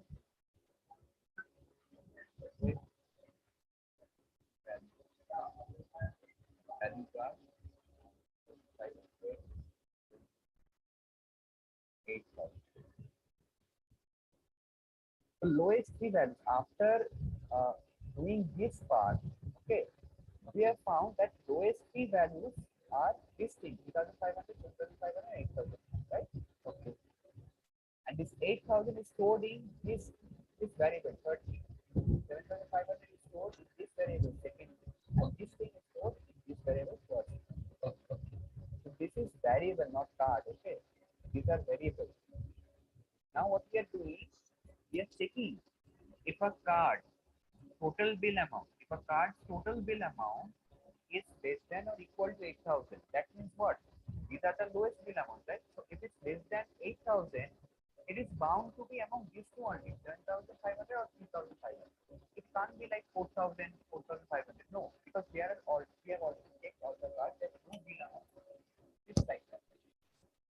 So if it's lower than 8,000, it is bound to be either this or this. Or it can be equal to 8,000 also. In that case, what? If it's equal to 8,000 and if it's less than 8,000. In both these cases, we find the number of cards that is equal to the lowest three bill amount of the entire data set. That is why it is correct. This one is correct. Less than equal to 30. We are comparing the total bill amount with the 30 bill amount. Okay. Fine. Yes, so sir. If it's less than equal to, we didn't count. Yes, sir. We are counting the lowest bill account. Yes. Yes, sir. Now tell me, did you get that? Yes, sir. I just got. Thank you.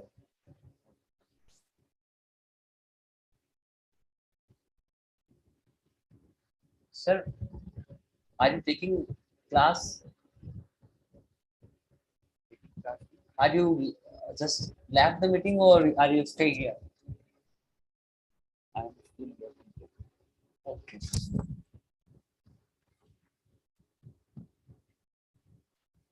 Ranjani, it's your turn.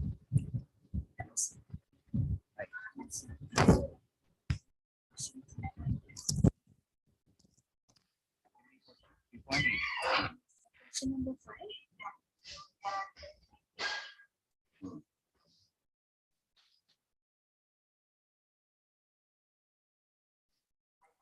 Sir, So I first just subject explained it topper right. is first subject topper should be I mean, should not be 0, 0, right? Now suppose we have inputted 000 as the highest marks of that particular subject in that class. Okay, so 0 is the highest mark in physics and 0 is the highest mark in maths and chemistry also in the entire class. Suppose this is the How case. so? No, suppose it is a, I mean, you need to consider a case. Okay, it is not practically possible, but you need to consider a case, right? That's why we have inputted 000 as the input here. Okay, in the lecture what they have told, subject topper procedure takes 4 parameters as input. First parameter is the card, that is the student, and 000 is the highest marks of each subject, highest marks in the entire class of each subject. So we know physics, chemistry, maths. In physics, chemistry, maths, the highest marks is 0 on in the entire class. It can be of any reason, but this is the thing. Okay. So highest But mark sir, in 0 is the lowest mark. No, how it is highest? 0 is lowest mark in 0 to 100 terms. Okay, if you compare it 0 to 100, 0 is the lowest mark. But suppose I am considering a case like there is a class 12 physics paper. Okay, and what happens is due to flood in the city, nobody attends the exam. Only one child manages to come to the school, and that is a fifth standard student. Okay, will he be able to score even 1 mark in the paper? No, right? So it sits for the exam, he gets the 0 and all his batchmates are absent. So what happens? The highest mark in physics becomes 0 in that.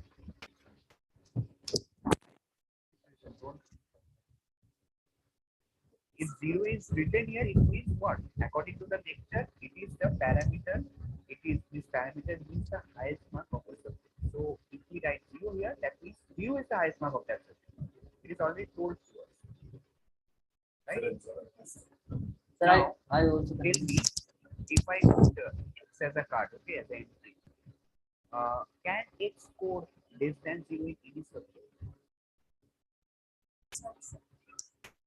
I am sending X as a parameter. Okay. So now tell me, can the card X, can the card X score less than 0 in any subject? No, right? Exactly. That means what? He can, the worst possible case is he can score 0, right? And that is the highest mark of the subject also. Yes. So he gets a prize. That is, it returns 2. What about second and third? Yes, it is returning 2 if he is subject topper in at least one subject also. In option 2, there are 2 zeros, so he is subject topper in 2 subjects at least. Okay. In option 3, there is 1 0, so at least he is subject topper in 1 subject because he can't score less than 0. So definitely he should at least score 0, so he should be topper in that particular subject. It is taken for granted. Right? Sir? Sir? Yes. Sir, why are you saying that not taking the negative? I don't understand this. अरे तुमने कभी negative में score किया है क्या? Minus sign मिला है? No, sir. Exactly. Sir, what the customer want to say to us? I don't understand this. Do you understand? Sir, what the customer want to say? I don't understand. Can I speak in Hindi?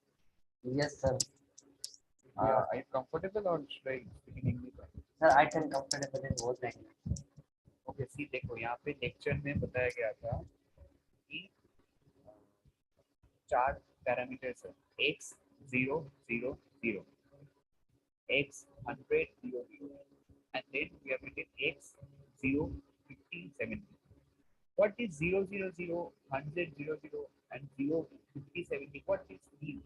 It means the highest marks of that particular subject in a class, right? Okay.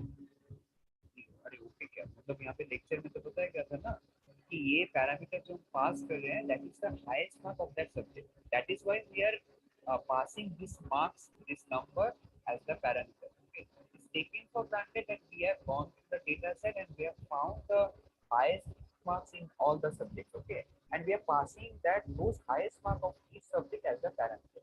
Now tell me, if I pass a card X, can you score less than 0 in any subject? No, sir. We don't know the marks of card X, but we know that he can't score less than 0. He either has to score more than 0 or at, the worst case happen is he scores beyond, right? Yes, sir. So if he scores 0, and as we know the highest marks that we have sent right now the parameter is also 0. So both are matching. What happens? He scores the highest mark in that subject.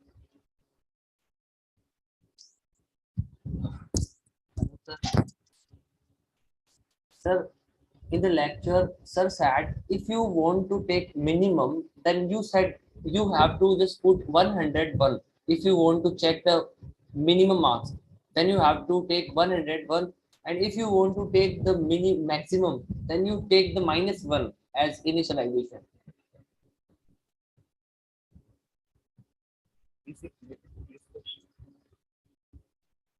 So I don't know this assignment. Can you explain this? I'll be coming to it. First, there was someone who is asking regarding this question. Is this doubt clear to you? First,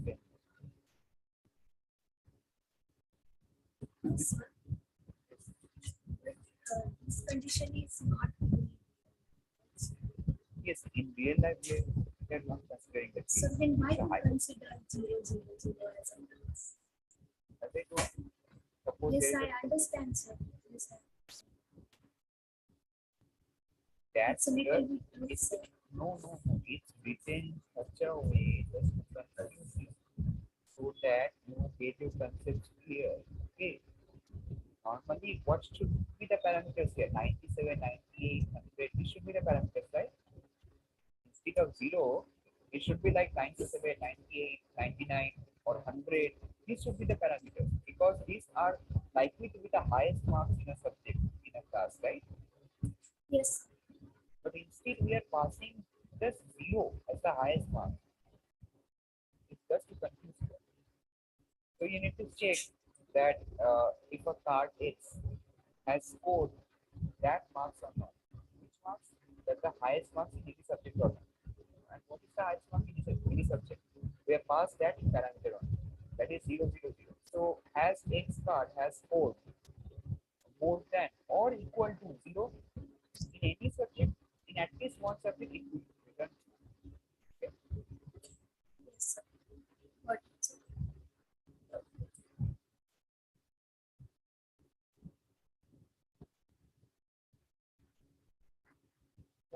Is that -1 max? Sir, I was.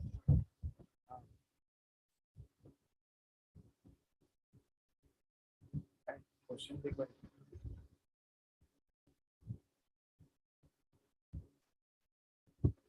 Yeah, Vivekanand, Yes, can you sir. please repeat the question? Sir, subject topper. Huh?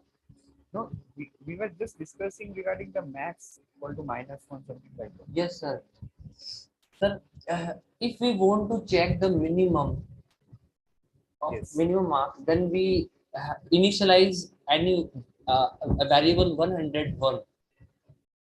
Then we check the minimum. Minimum in case of marks, but Yes. in case of shopping bills, it should be very large, right? It's like 10,000. Yes, sir. So it depends. That 101 is not a hard and fast. It depends on the question. Yes, sir, but I don't understand that question. Sir, I don't understand that question. Which one. Previous question. Previous question. Yes, sir. Use the number. Sir. This side. The number. Fifth, sir. This one only. Yes, sir. Alright. See what confusion are you having regarding this question? Sir, I don't understand this question. तो क्या समझ नहीं आ रहा? Sir, what would be the written value when read from top to bottom? Sir, when we read from top to bottom, when we read subject offer x00 and what it is having, I don't understand this. Sir. Top to bottom means you should write the answer in this sequence. So this two means the first line. This two means the second line. This is the third line. That is why they have written top to bottom. Okay. So first line answer should be written first, second line answer. Third line answer should be written third. Sir, can we say the answer is second option? No. How? We have declared 0 as the highest marks in two subjects, and we have passed a card X. So how can he score less than 0? He is bound to score at least 0, right? Even if he don't sit for the exam, still he will manage to score 0, right? So he gets the highest mark in that subject. And if he manages to get the highest mark in at least one subject also, okay, here he is getting highest mark in two subjects because the highest mark in two subjects is already given 0. So he must score at least 0. No student can score less than 0. So he's getting highest in two subjects. So he's getting the prize. That's the thing. Sir, here the true and false. Why they are putting the true and false, sir? If he is getting the prize, we return true. If he is not getting the prize, we return false. You have not watched the lecture then. I will post the lectures. You just need to watch this particular lecture only because it's absolutely clear from the lecture. What this procedure, what this parameters are doing, why 0, 0, 0. You need to watch this particular 3.8 lecture.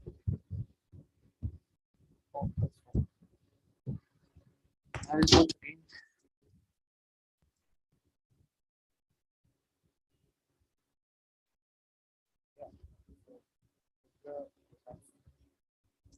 Yes, sir.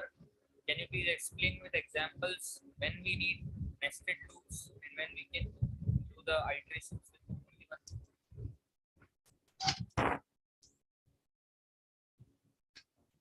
Milk bread problem you have seen? Yes, sir. Milk bread problem, have you seen that? Yes, sir. That's the thing. Because milk is bought by both the customers. Who is buying In milk? that there was nested if conditions, not sir loops. Oh, you are asking about nested loop. Yes, sir, loops. Okay. So you can consider a case that suppose there is a pile of students. Okay.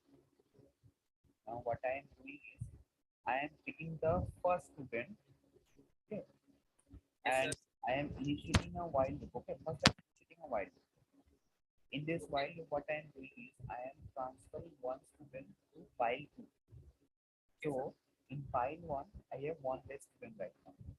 Right? Okay.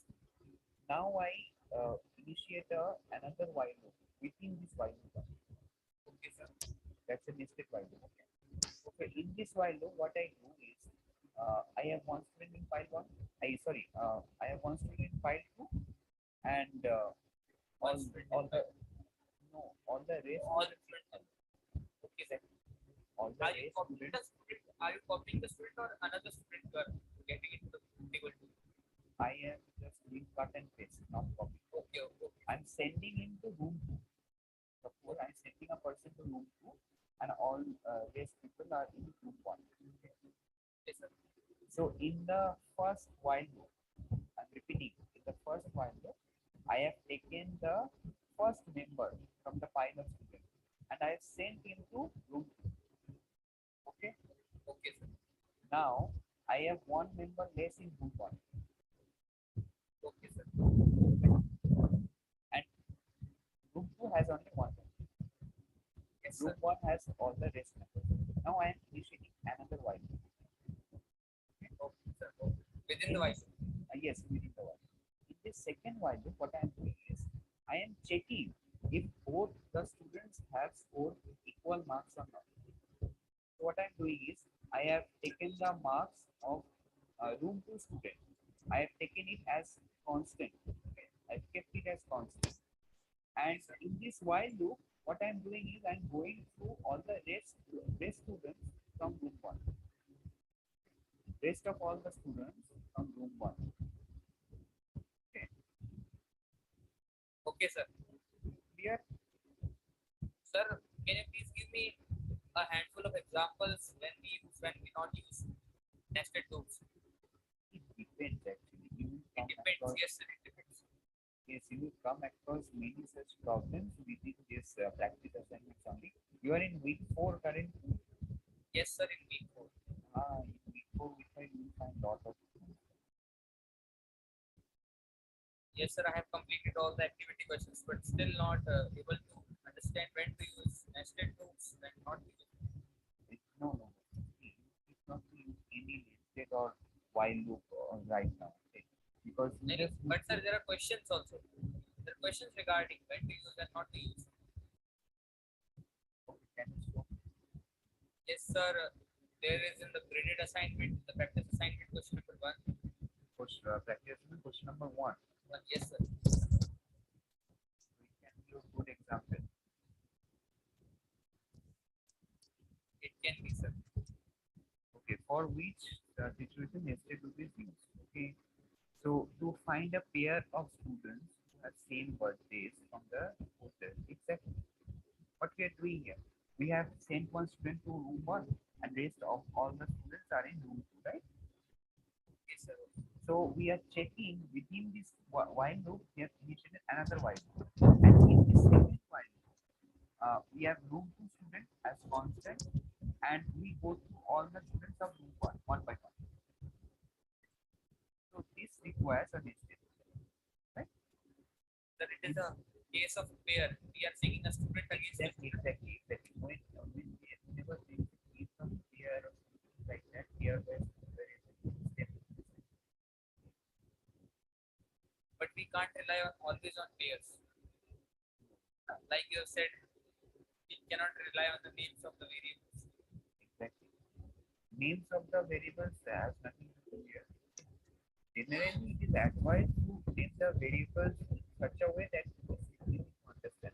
But even if you know, it just confuses your reader, but it won't confuse your mind. So context matters in both the cases. Exactly. Thanks.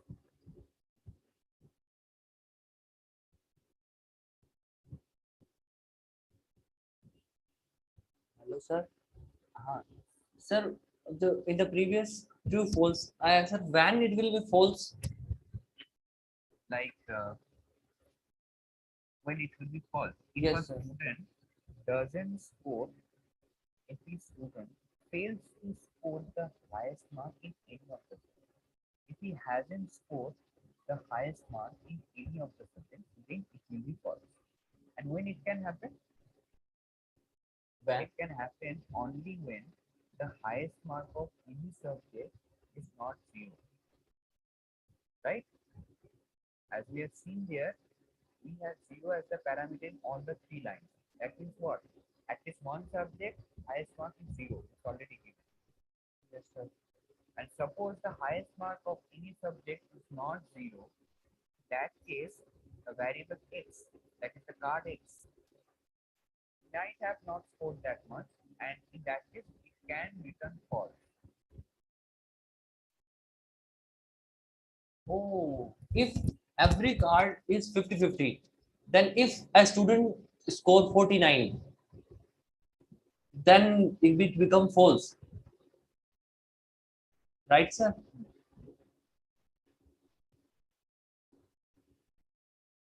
Dania, yeah. Just briefly explain the topic. Yeah. No, just the headings. I think somewhat rushing through the. Sir, before summary, Can I ask a particular question from a particular lecture? Okay, see, it's regarding iteration nested loop. Okay, it's basically regarding nested loop. Concepts here are regarding nested loop. Also, this week for also being this for poly. Week for also is part of poly. Yes, week 4 is also a part of the qualifiers exam. Are you a JEE based entry? No, sorry. Oh no, it's 10 to it's necessary. Week 1 to 4 is syllabus. Is there college exams going on right now? That's why you didn't complete. Yes. Exams are over. I have just 2 days break. Today, tomorrow and day. Then what? Then the course is started. I mean, CAT exam. Okay. Sir, can you explain the summary part of 4.3 lecture? Lecture 4. Sir, I have a specific doubt. Importance of winning to reduce number of comparisons in district. Yes, Sir, I can explain it with a single formula only. I don't remember exactly. Remember this formula. N into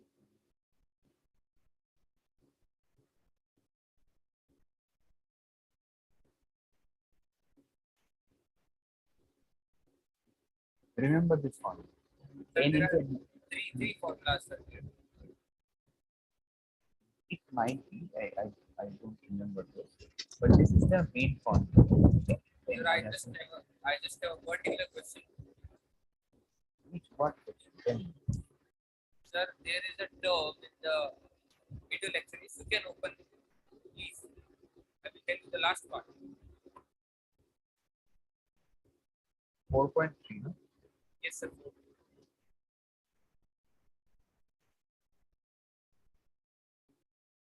In the last part, they show the summary. Yes, sir. Sir, what is the factor of reduction, sir? The last point. Last point of the slide. Factor of reduction. Factor of reduction. Factor reduction means मतलब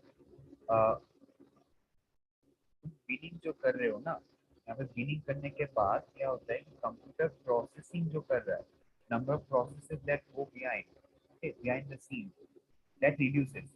So it reduces by how many times? This is the formula. Like if there are 20 variables, okay. Now what I am doing is I am dividing these 20 variables into bins, okay. Into bins. That is 10 plus 20. So in each bin there is 10 variables. Alright? Yes, sir. So here what happens is n is refer to this formula. Refer to this formula. So here what happens is n becomes 10, 10. Right? So n equal to 10 here. So this formula, what it becomes?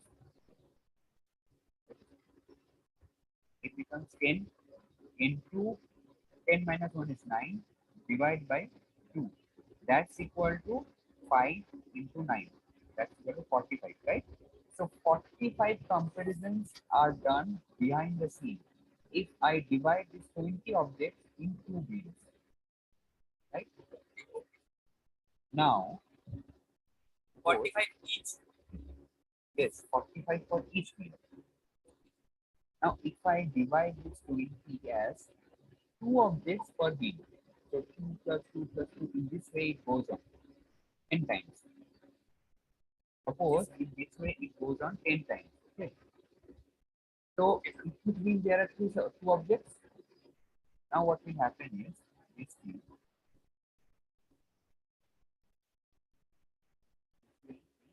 N equal to 2 right now. Yes, sir. 2 into 2 minus 1 means 1 divided by 2. That's equal to what? 1. So here for each bean, there is only one comparator. How many beans are there? 10 beans. So total number of combinations 10 into 1. 10 into 1. That is 10 only. But here for each bean 45. And 45 into 2 means what? 90 comparisons. Yes. So here there is a reduction of comparison. Though we are comparing all the objects, okay? We are not giving an object. But what will the reduction between the between this formula defines it. You need to watch the lecture to find what, yes, what this exact formula is doing. But I can tell you what this 90 and this 10, the difference is somewhat defined by this factor of reduction. Okay.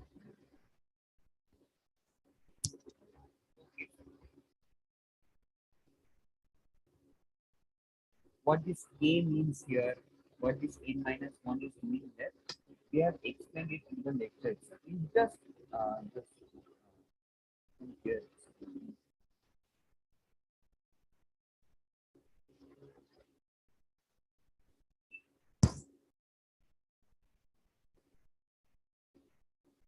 Yes, this from here.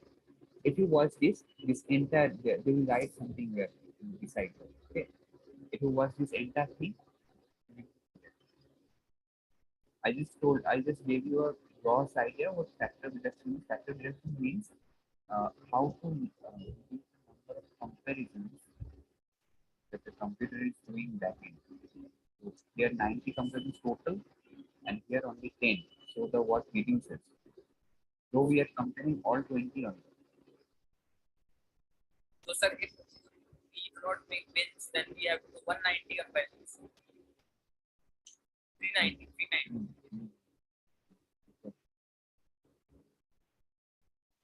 And one more thing, why I have taken 2 here? Why not 1?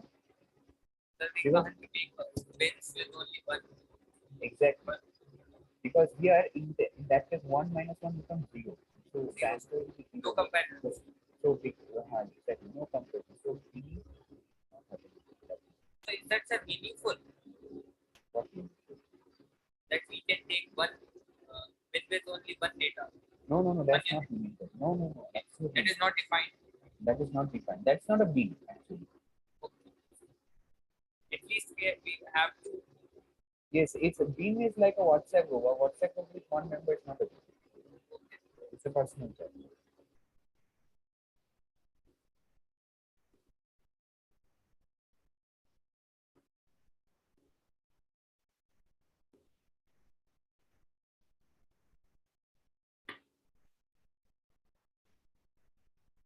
I think this is basically done to reduce the complexity so that the time complexity gets reduced or the space complexity gets reduced.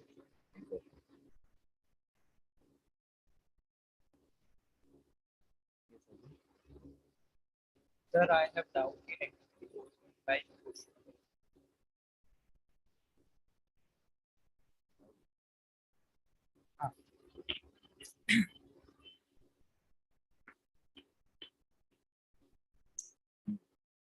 Extra math इसके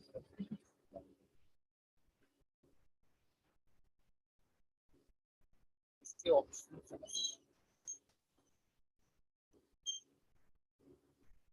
ये तो simple है। नहीं, last के option मतलब क्या बोला क्या तुमको लास्ट x dot math अगर y dot math से कम हो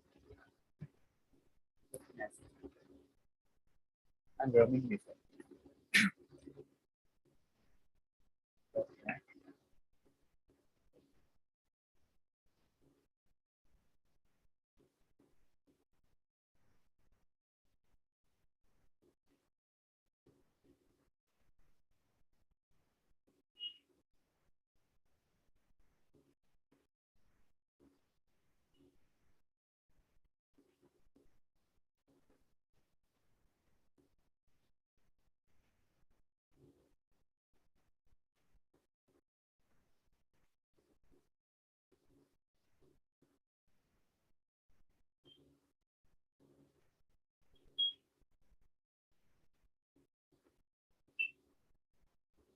Can you just sum it up? Like You sum this and this, and you sum up this and this.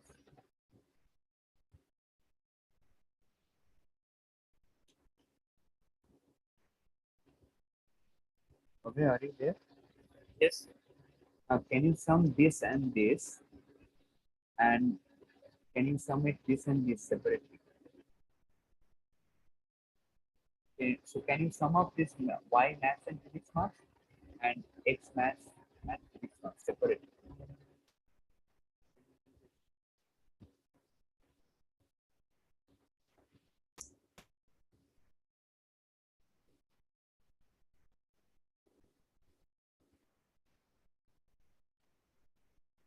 Sir ये इक्वल आएंगे. हाँ 41 प्लस 90 यहाँ पे x मैथ और x physics ये दोनों को अगर सम कर दिए तो 80 आएगा. इसको अगर सम कर दिए तो भी 80 आएगा. लेकिन इसका क्या maths marks is less than y maths and physics x dot physics is sorry maths marks is greater than y maths and here it's less. यहाँ पे नंबर क्लिक हो गए. So और एक question number 5.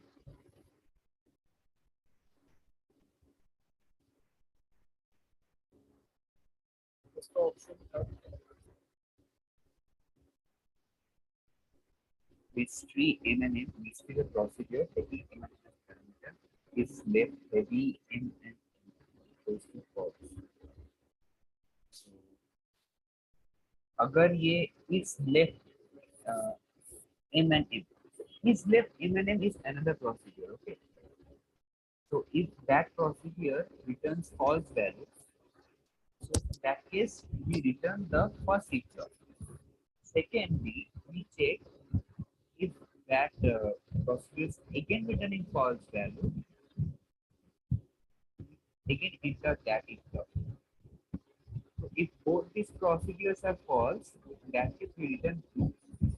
But the thing is, the first procedure is M and M as parameter. M, then N. And the second is N, then N. So it's flipped. The parameters are flipped. Okay. So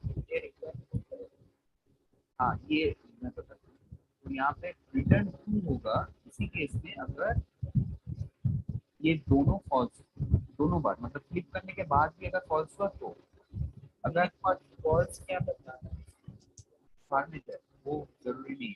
वो जरूरी नहीं. Just concentrate on what is written. The procedure, what the procedure is doing, that's not mandatory. Okay. अब देखो क्या है is left n comma n. There is a first line. Okay, that should be false. Or if that is not false, we can't enter 6. Right?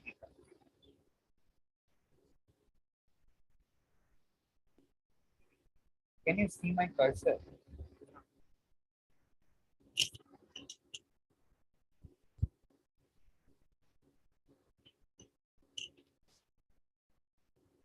Basically, what I am saying is this if block here, it starts from here and it continues still here. Okay.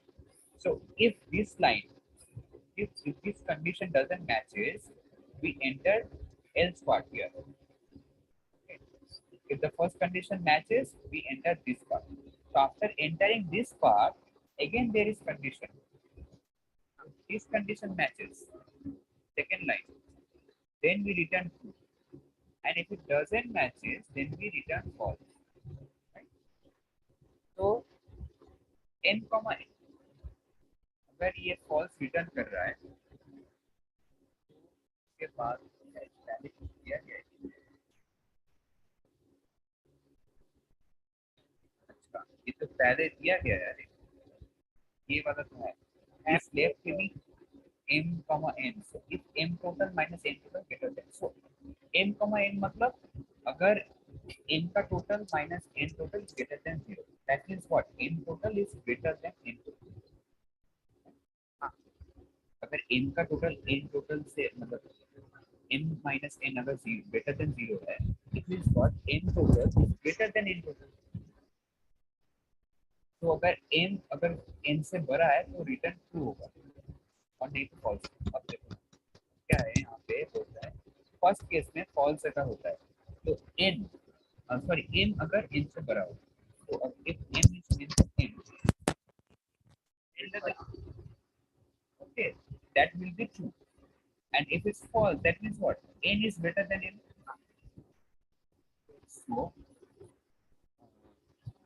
if n is greater than n, here I write n is greater than n. Now, in the second condition, we check that n is greater than n is equal to false. No. As I told you, n is greater than n. So the second condition, they are telling that n is greater than n. And second condition, they are telling that n is greater than, right? N.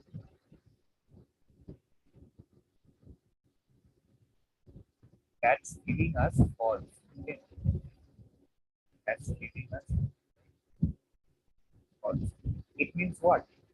We are telling that indirectly n is greater than n. Right? But we already found that n is greater than n. So it can't be false. Right? So in that case, we won't return it. We enter this else part and we return false. This case 1. This case 1. So we return false. Suppose there is a case like opposite.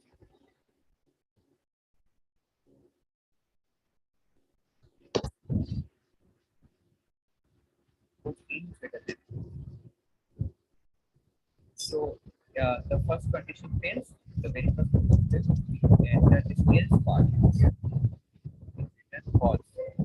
See, the first condition is n comma n greater n comma n equal to false. That is what we are wanting n to be less than n, but here it is greater than n. The very first line condition only fails, right? So we enter this else part. Else we return false in case. And in case 1, we return this first part. Case 2, we return the second part. Okay. In both these cases, we see we are returning false. Case 3 अगर समझ लो, ये first part मतलब अगर n is अगर ये first part correct है मतलब n is greater than n. I mean this is correct. This case 3 I'm talking about case 3. Okay. I'm talking about case 3. If n is greater than n again, because n comma n false मतलब n से बड़ा, in that case n is greater than n. So if this condition matches and n comma n is false, matches, in that case we are checking that if n comma n is false or not. Opposite. Can it happen? As I told you, n is greater than n. So in the very next condition only, I am checking that if n is less than m or not. Can it happen? No. Right? So we can't enter this return. We cannot ever enter into this step. So case 3 is not possible. Which will be written always false. And false means what? It's n comma n. It's false means n is greater than n.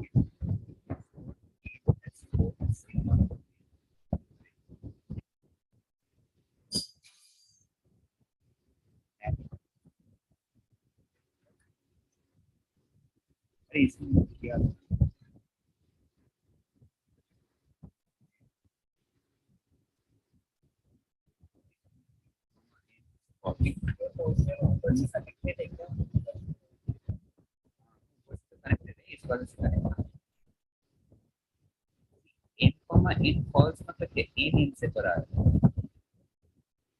अच्छा बड़ा सिर्फ नहीं है, greater than 0 ना, not greater than equal to 0. It means what? Let's see. If n comma n equal to 0, then it will what, right? तो work करेगा यहाँ पे देखिए, अगर यहाँ पे मैं तो जूम करूंगा तो सीधा ये चला जाएगा। तो एम एन अगर है, इसको अगर फॉल्स लेना है, फॉल्स यहाँ पे रिटर्न करना है, के लिए क्या क्या कंडीशन हो सकते हैं? मतलब इधर जो वेरिएबल एम से इधर उठाओ, इसमें फॉल्स आएगा, और नहीं तो एम इक्वल टू एन होता है फिर भी फॉल्स आएगा। अगर एन इक्वल टू एन हो गया फॉल्स आ गया, right. The second condition N comma N मतलब the parameters n also is false only because it's equal to not greater than. In that case only we enter this line return. So it will return if the marks are same. What is मतलब ये पूरा खेल यहाँ पे है, ये greater than equal to, अगर ये इक्वल टू साइन नहीं है इसीलिए ये हमेशा ट्रू रिटर्न करेगा सिर्फ उसी केस में अगर उसका मार्क्स इक्वल है, ठीक है। अगर ये इक्वल टू साइन भी होता ना फिर तो मतलब ट्रू रिटर्न ही कभी नहीं करता। Sir I know this question is pretty difficult and pretty complex to make understand. Sir, but I tried my level best there. So is it clear? Hello, sir. Hello, sir.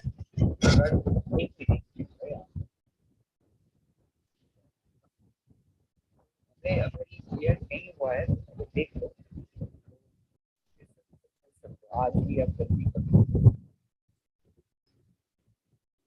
Sir एक और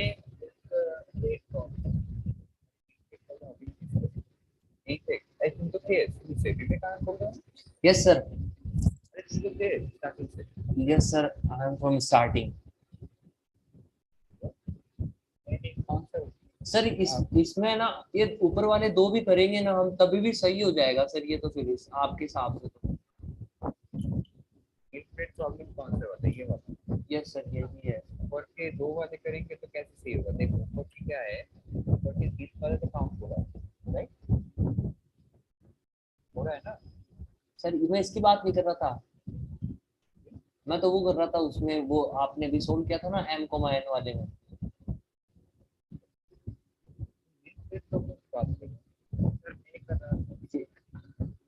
sir आप confuse हो गए।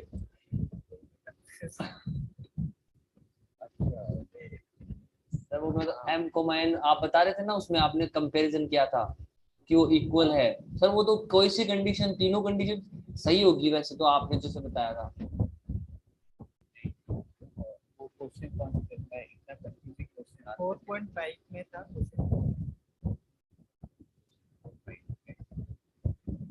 देखो मैंने एक और बार try लेता हूँ, हाँ क्लियरली समझाने की।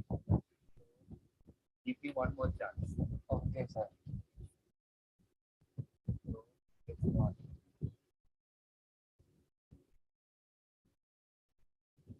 इस बार भी नहीं कर पाया तो हाथ से सर इट्स ओके। चलो ट्राई करते, अब देखो क्या है।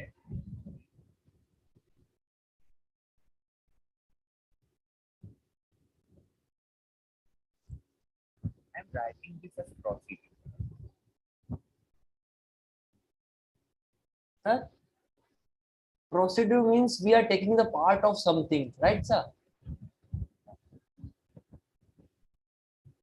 Is left heavy is a procedure. And in a parameter is a procedure. We can use procedure multiple times.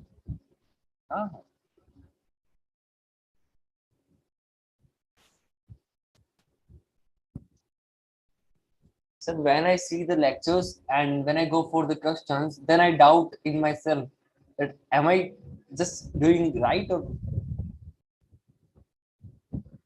sir, is it naturally or not? Yeah, it's natural. ये सबके साथ होता है।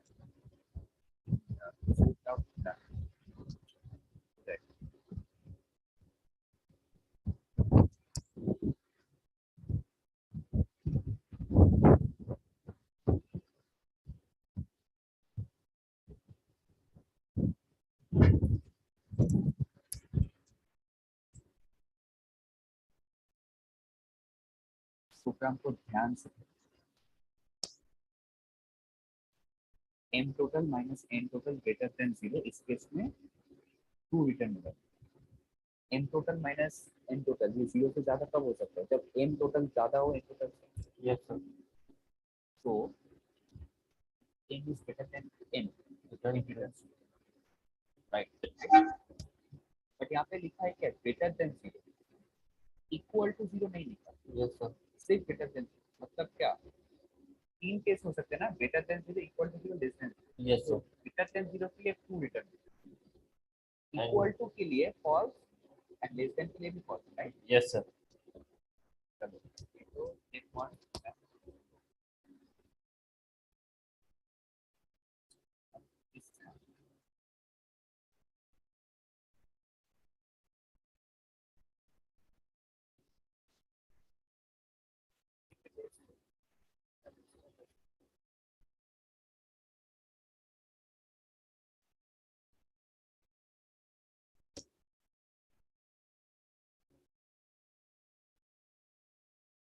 Remember this is left heavy n, ये जो है ना, इसको मैं प्रोसीजर n, लिख रहा हूँ। ओके ठीक है, ये क्यों लिख रहा हूँ? ये मेरे तो प्रोसीजर जब भी लिखो तो समझ लेना इसको मैं रेफर कर रहा हूँ। Okay sir. अब इस क्वेश्चन में क्या है?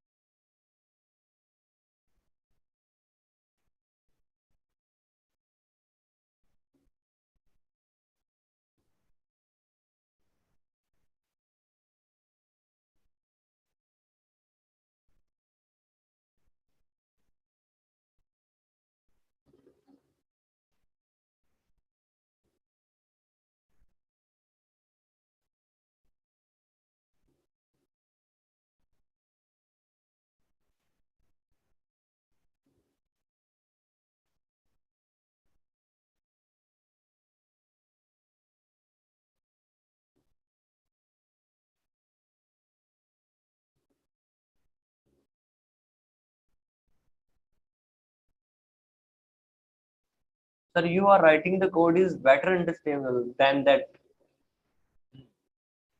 पता है वहाँ पे इंडियन क्वेश्चन तो बहुत है। Sir, why it is so? Make you a pro program. Indentation is not required in terms of programming, but it is done for newbie programmers. So IITM wants you to get accustomed with that, so that you should be able to solve questions without indentation also. That means you are pro in programming. Yes, sir. To IITM level.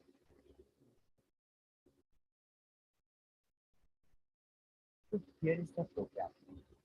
Procedure n, n is false in what? M is less than or equal to. M is less than or equal to n. Correct. Procedure n, n equal to false. That means N is less than or equal to n, right? Yes, sir. Less than or equal to. Can it happen like if here n is less than n, right? Here suppose n is less than n. Can it happen here like n is less than m? No. लेकिन ऐसा तो हो सकता है ना कि m equal to n जो है यहाँ पे n equal to n. In that case, this will what? Yes, sir. It will return 2. अगर ऐसा केस हो, इसके अलावा कोई भी अगर और भी केस हो, उसमें क्या होगा? Return false. और अगर ये केस भी फॉल्स हो जाए तो भी रिटर्न क्या होगा? फॉल्स। ट्रू कब रिटर्न कर रहा है? एक केस में जब मार्क्स इक्वल हो। that is this one. क्या ये सबको क्लियर हुआ? हेलो सर हाँ, तो पहले बताओ सबको क्लियर हुआ मतलब मैथ में पास हुआ. Yes, yes. Hello sir Yes, yes. sir yeah in the first line sir normally we put the two equal symbols. You have put more than two. So what is the meaning of this in the first line, sir? Oh, it is not. No, it is not a program sentence. It is just as I can't put the arrow in Notepad, that is why I put that. It is not a part of program. Don't consider it. It's better. The program is this thing.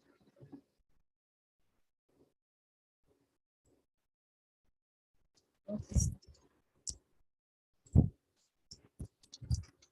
So it's 10 o'clock. Are we done with the session? Any more doubts? Sorry. Okay, great. कौन सा वाला? अच्छा वो वाला. ये क्या मतलब पूरा समझना है या फिर कुछ पार्ट एरर?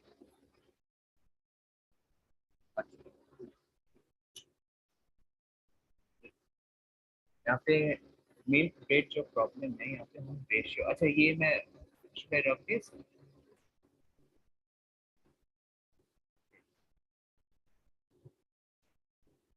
मिल्क में प्रॉब्लम में क्या हो रहा है कि मिल्क प्लस एग.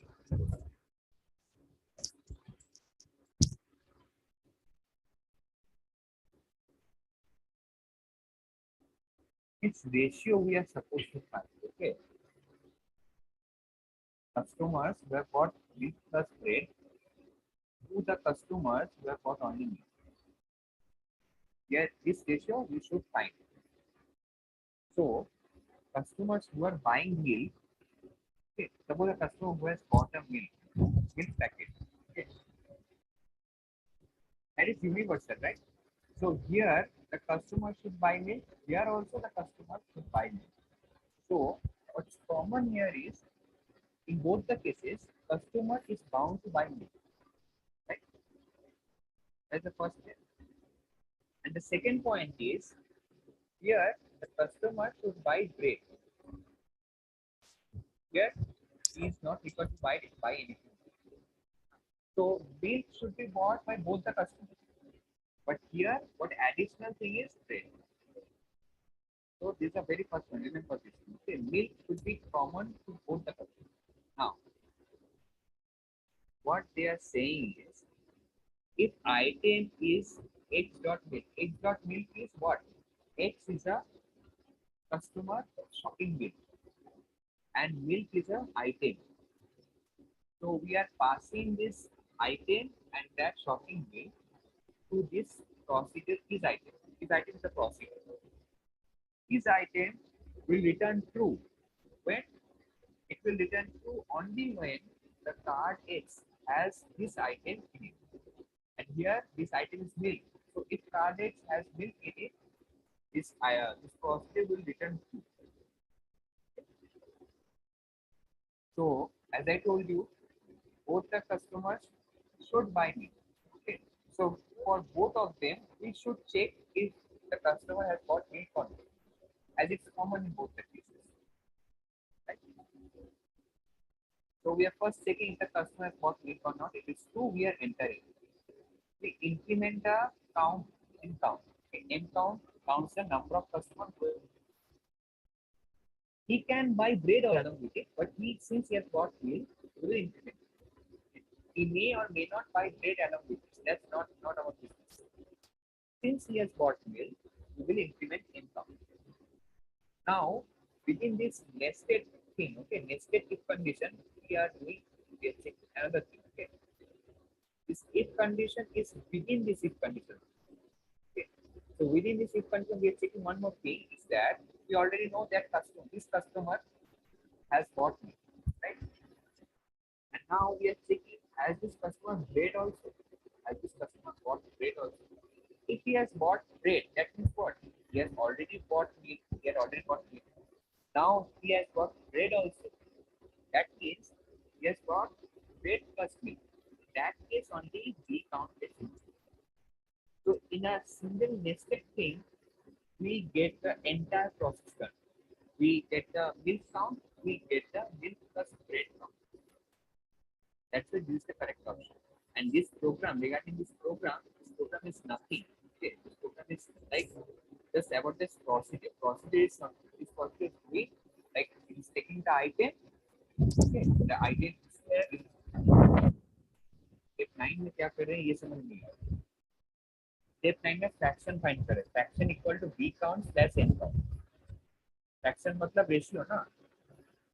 वही तो fraction है. b count मतलब this and n count मतलब this. See, n count is for milk, that is universal. B count is for bread.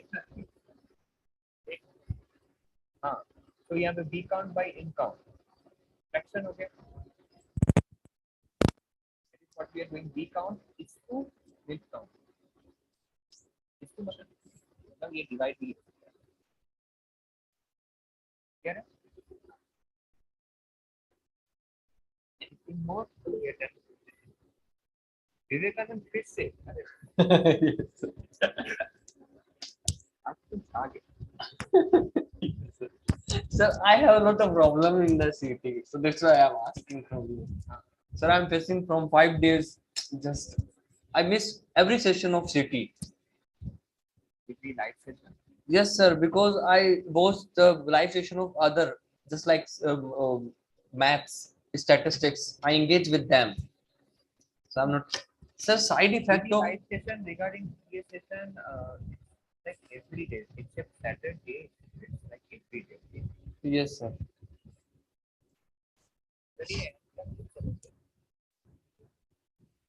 PA session live session.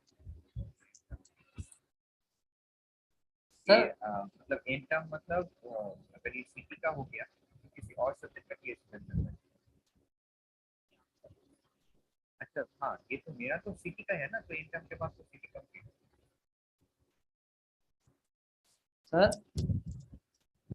Sir जो ये ना आप ये ऑफिस वर्क बताते हो इसमें हम भी एंटर कर सकते हैं.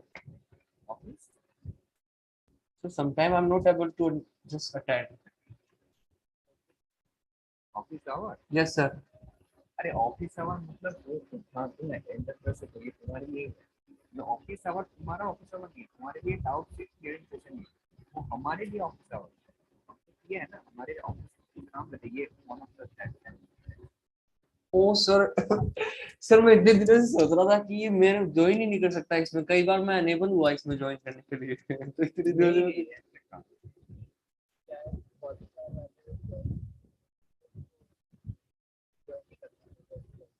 हाँ वो बीच में एक बार आ रहा था वो क्या है एडमिन एक्सेस नहीं दे रहा था. तो क्या था एडमिन एक्सेस ना देने के कारण से अगर तुम्हारे पास आईआईटी मेरा भी नहीं है तो वो ब्लॉक हो जाएगा. लेकिन ये ऑफिस आवर्स मतलब हमारे लिए ऑफिस आवर्स है तुम्हारे लिए डाउट क्लियरिंग. अच्छा अच्छा अच्छा. और सर मैं ये कैसे पता करूं कि मैंने क्वालिफाई से किया है या मैंने फॉर्म भरा था. सर मेरे पास ऑप्शन ये नहीं आया कि मैंने जेई मेंस क्लियर किया है. मेरी रैंक का 50,000 जेई मेंस में. एडवांस के लिए क्लियर थे क्या? यस सर 50,000 है मेरी रैंक अब की बार. तो मैं एडवांस के लिए अपीयर हूँ तो फिर मैं ले सकता हूँ ना उसमें. अब मैंने फॉर्म भरा था. अब मेरे को पता नहीं है कि कौन सा भरा था मैंने. लेकिन मैंने फॉर्म भरा था तो जो फिल ऑप्शन मांगे थे मैंने सारे भरे थे. तो क्या मैं क्वालिफायर में बैठूंगा या एडवांस वो सर तो दोनों सेम है कि डिफरेंट है? तुम्हारे पास जब एडमिट कार्ड आएगा ना. हाँ एडमिट कार्ड एग्जाम का. हाँ वहाँ पे देखना क्या लिखा है क्वालिफायर एग्जाम लिखा है क्विज लिखा है. क्विज लिखा हुआ है तो जान लेना तुम जेई बेस दे लो. अगर क्वालिफायर लिखा है तो समझ लेना इस एग्जाम के ऊपर डिपेंड कर रहा है तुम्हारा ये. अच्छा सर आगे थी हाँ क्यूज लिखा हुआ था उसके ऊपर. इसका मतलब कि जेई मेंस का इंटरव्यू हुआ है. हाँ क्विज वन लिखा है तो जेई बेस इंटरव्यू. और अगर क्वालिफायर लिखा है तो मतलब वो क्वालिफायर का एग्जाम है जेई बेस इंटरव्यू. अच्छा अच्छा अच्छा.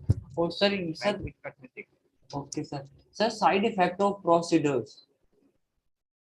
Side effect of 3.9 lecture. Side effect of procedure. Sir, only just explain the concept. Yes, sir.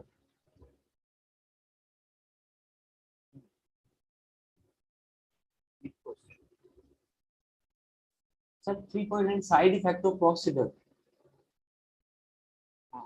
अच्छा वीडियो Yes, sir. वीडियो में क्या problem? Sir, only just explain. Sir थोड़ा सा बता दो, ओवरव्यू दे दो इसका. मैंने देख तो लिया है सर.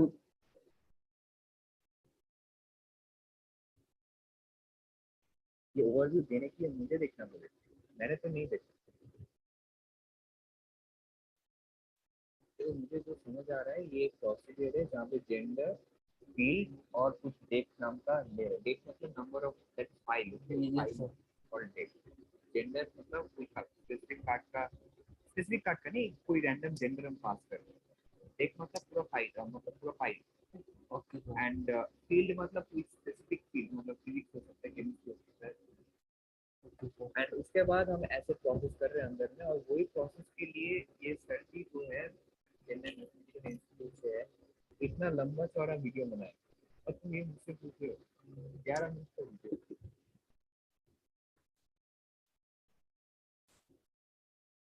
देख लो सर पे तो इंफॉर्मेशन है बहुत सही है।